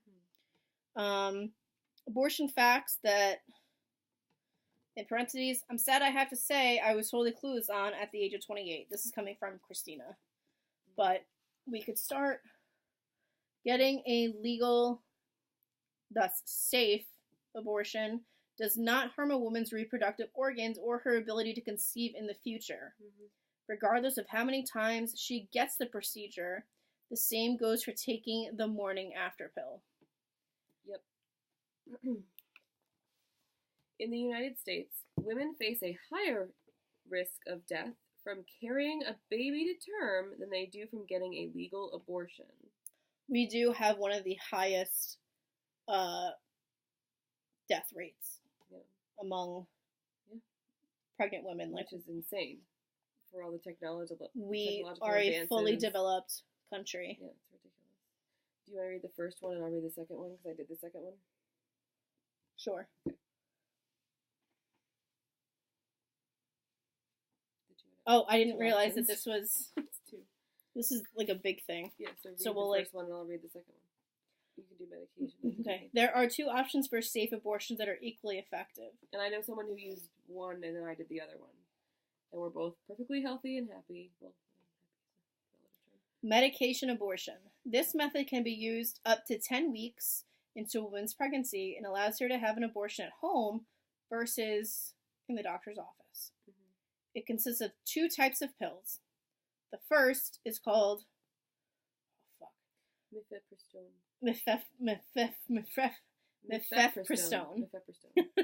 It causes the pregnancy tissue to detach from the uterus and stop growing. This is taken along with antibiotics to avoid infection. The second pill is called misoprostol. Mm-hmm. The doctor will instruct you to take these 24 to 48 hours after the first pill. The time frame will vary depending on when you took the first pill. These pills can be placed between the teeth and inner cheek and eventually swallowed, or they can be inserted into the vagina. The vaginal method is not FDA approved, even though it's safe. 3 to 5 hours after the second round, heavy cramping and bleeding start to happen and last for up to 4 hours. Woman can continue to bleed for 9 to 16 days after that.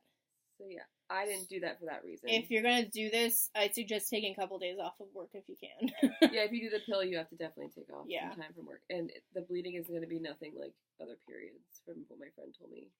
Yeah, it's going to be really heavy. And it's very painful. Yeah. It's excruciating. It feels like a miscarriage, because it is, technically. Yeah, because you're essentially, you're ending it, and your body has to force. And you're using chemicals to break away the lining of the uterus from So think about the cramps that you get. Well, when you have PCOS, it's different, but... Well, like, the cramps that you get, like, when you have a normal period. Yeah, it's like 100 times worse. It's like 100 times worse. Yeah. So I chose the procedural abortion, often referred to as a surgical abortion, which is a misnomer. So this is a big misconception about this, because it doesn't involve surgery or incisions of any kind. So when people say, oh, I'm not going to be able to have kids again, no. Will be. They do not cut or do anything with a knife up your hoo-ha. There are several different types depending on how far along the pregnancy is. If a woman is up to 16 weeks pregnant, which was where I fell, you can get an aspiration procedure during which the doctor uses a small handheld device called a manual vacuum aspirator. It's literally a vacuum. So, like, if you're going to get cobwebs, that's literally what they do. They stick it out there. The cervix gets dilated and stretched, and the aspirator is placed up the cervix to remove the pregnancy tissue. This procedure takes about 5 minutes, but they do put you under because it's so like it's far up there. It's pretty traumatic. Have you ever tried? I mean, because they have to go through your cervix, which is really painful. Well, and your cervix gets dilated, and like even when women are going through birth, your cervix has to dilate in order for the baby to go through. Yeah, and that shit's painful. Yeah, so because this takes 5 minutes. Bones that are expanding, so they're gonna have to put you under. Yeah, the putting under lasts probably longer than the actual 5 minutes it takes for them to stick it up and suck it out. It was very quick. It was very, very quick. It was a really weird experience. I don't ever wish it on anybody. But if you do have the option and you're within the 16 weeks, I highly suggest procedural. They give you Tylenol after. You have a little bit of spotting and bleeding, but it's nothing like the pill. I would just get it, go in and just do it. It's literally a vacuum in your vagina, or your cervix or uterus. So, yep. Do you know if they use a Dyson? It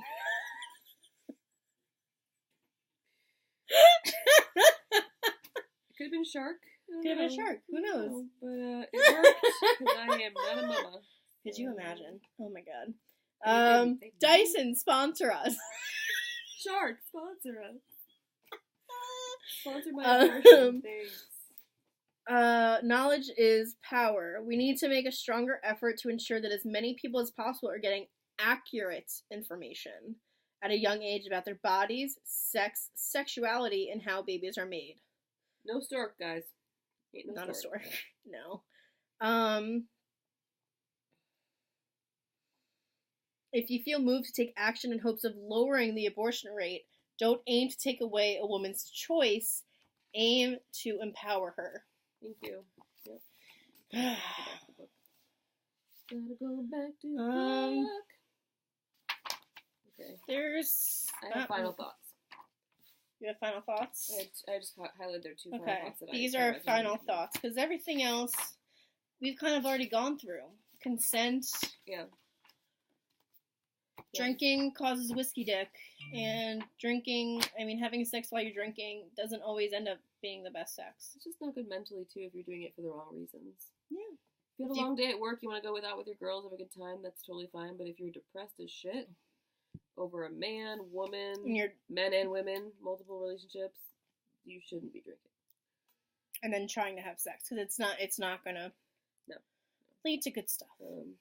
So the two final thoughts, because we've taken up a lot of your fucking time, and if you've made it this far, this is our second video. Congratulations. So the first one was from Christina, when she says, "Let's remind ourselves as often as possible to enjoy our sexuality and respect the sexuality of others. Sex is such a beautiful part of being human, and if we all stopped worrying about what everyone else thinks and focused on honestly communicating how we would feel and what we want, the world would be a better place."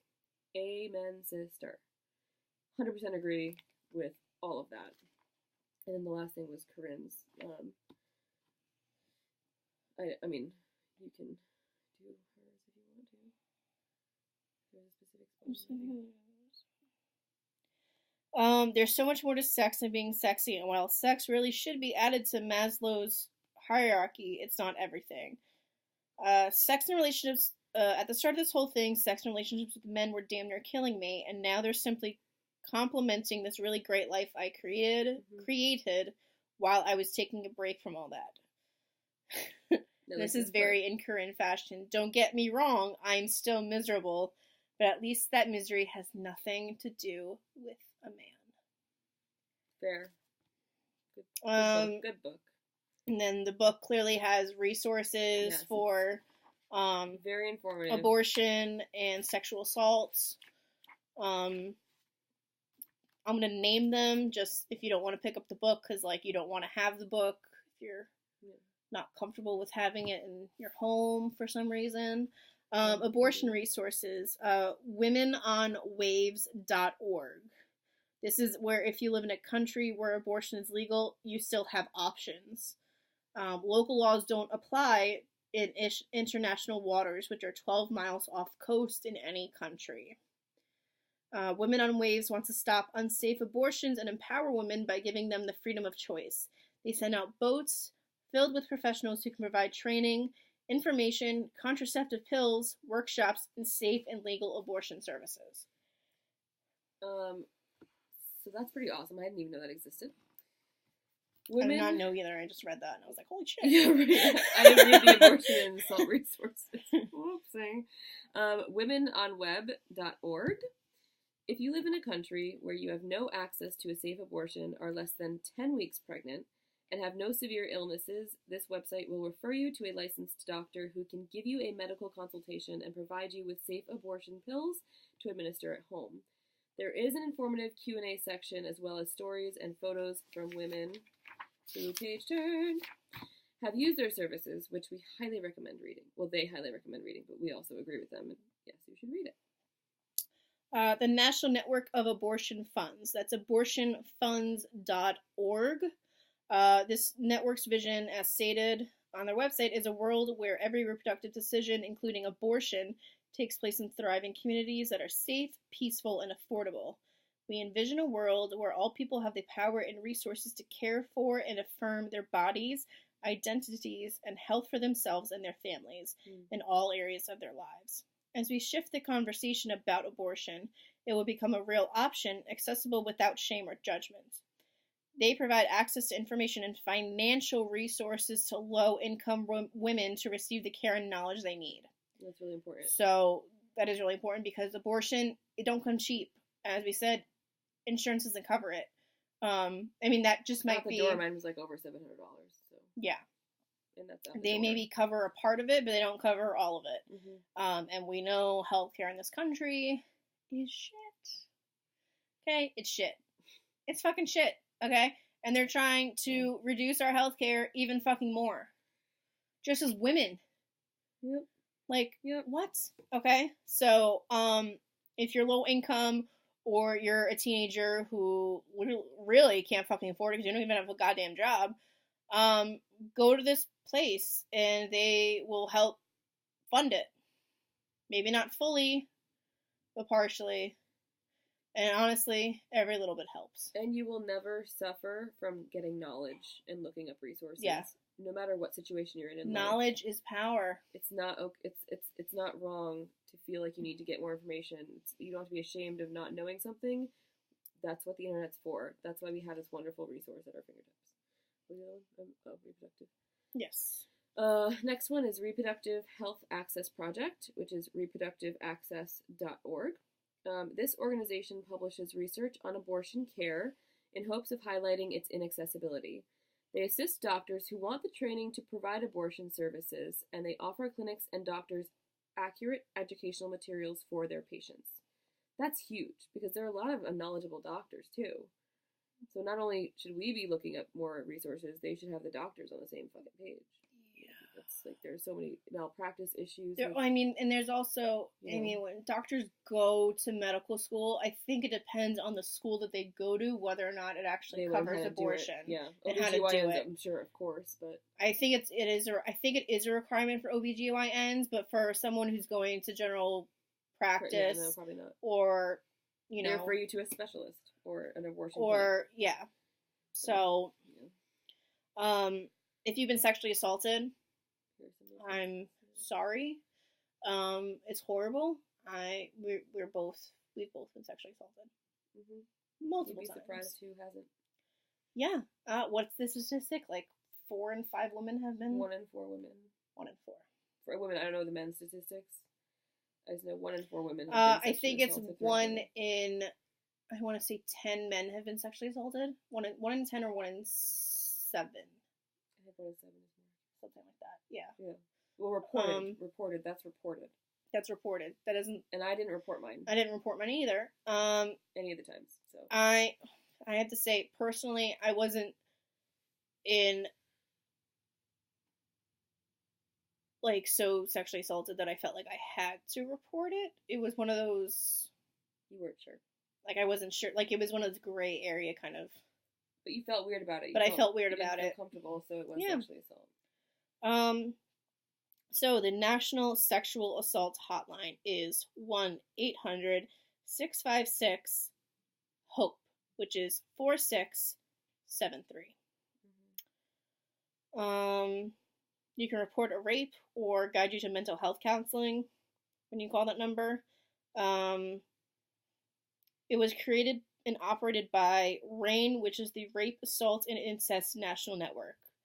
They have a state law database on their website, which is apps.rain, that's with 2 N's, .org/policy, where you can enter your zip code and learn about any laws in your area having to do with sexual assault and reporting, since there are statute of limitations on those, unfortunately. You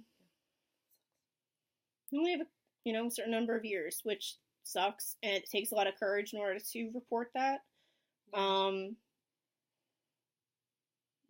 Yeah. But don't go around reporting things that didn't actually fucking happen. Yes. Either. I was gonna say on the flip side that it does happen. It does happen. Take advantage of that. It happened I live over by a college campus, and there was a girl who reported that she was sexually assaulted by these 2 guys. It didn't fucking happen.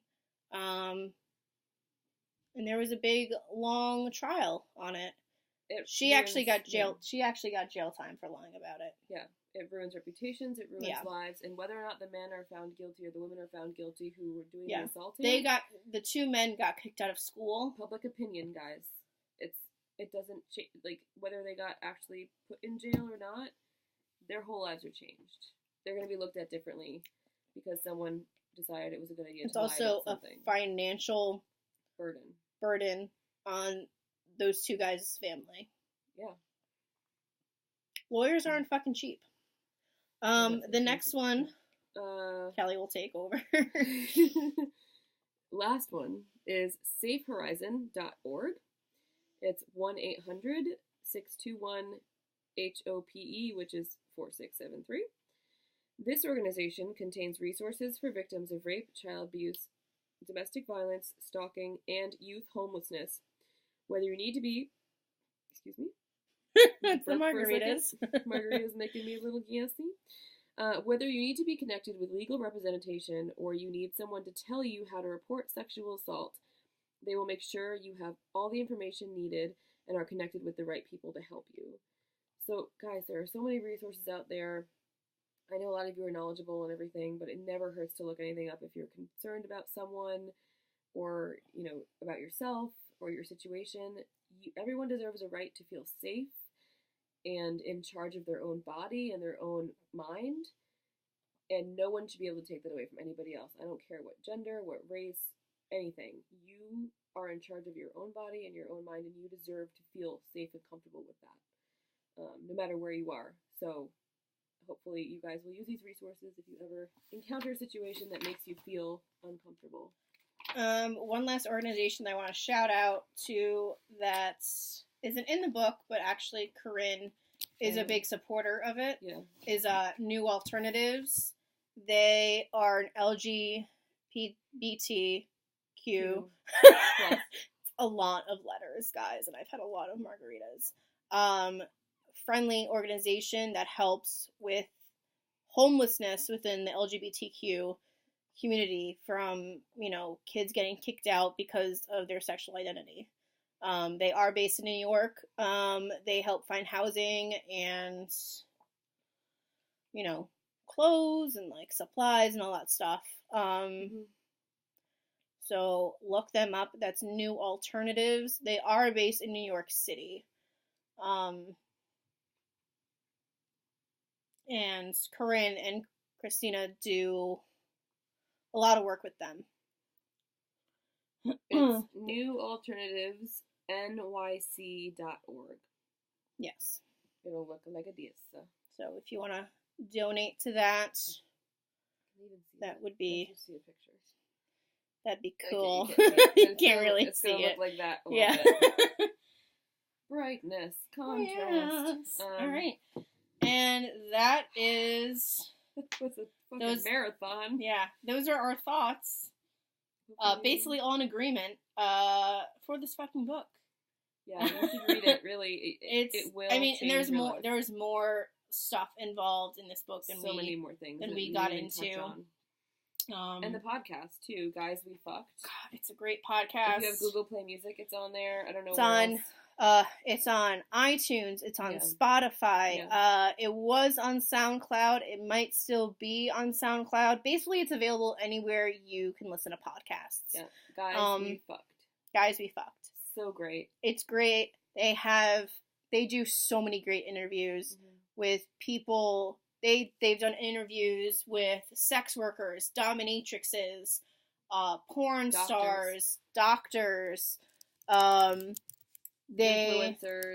motivational speakers. They do a lot of, if you're into stand-up comedy, because both of them are comedians, they have a lot of comedians on this podcast. They have Judy Gold. They've done an interview with Mike Birbiglia. That was a fucking big one because he's like one of my favorites. Oh, I can't wait for that. It was a good one. Good. They interview a lot of their friends. First, they started this podcast basically interviewing the guys that they've had sex with in the past. And they still do that, right?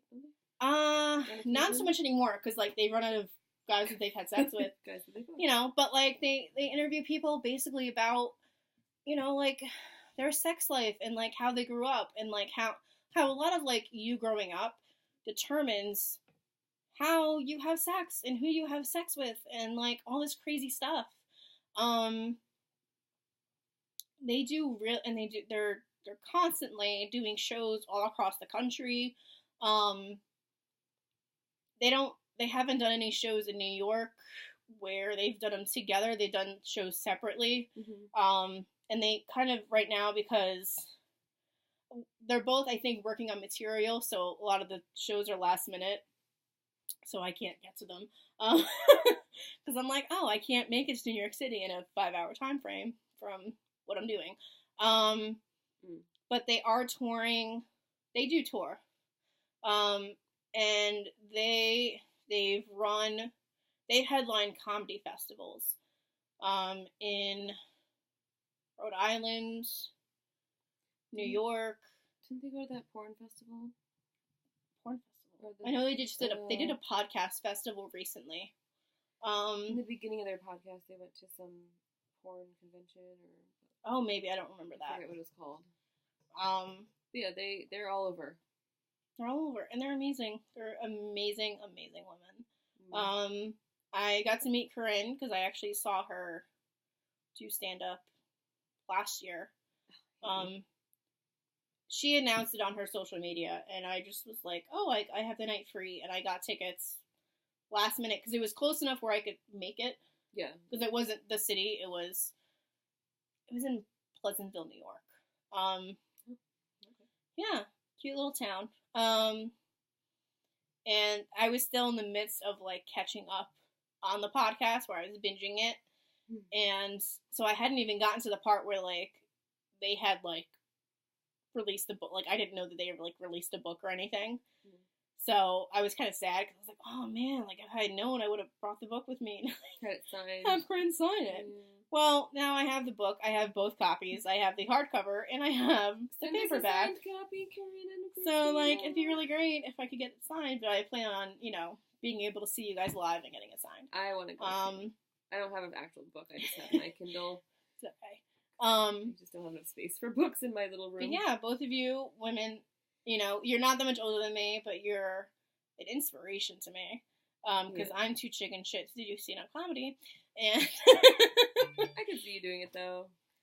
I can see you doing it. I'm funny. I don't know if I'm stand-up comedy funny. I think that, I don't know. I think that, like, they just, and I've been pretty confident in general, not recently because of my situation, but I just think that it really gives you that empowerment for feeling fully comfortable and fully like, I don't give a shit what you think about me, like in your life. and I haven't gotten that from anybody else in a podcast, in a book, or otherwise, so thank you for that, because that has really instilled, like, the confidence that I already felt in myself a little bit, but now I feel even more confident and more equipped with, like, tools to be who I'm going to be and be like, fuck the world. That's it. So, Corinne and Christina, if you ever want to have us on your podcast, You would be honored.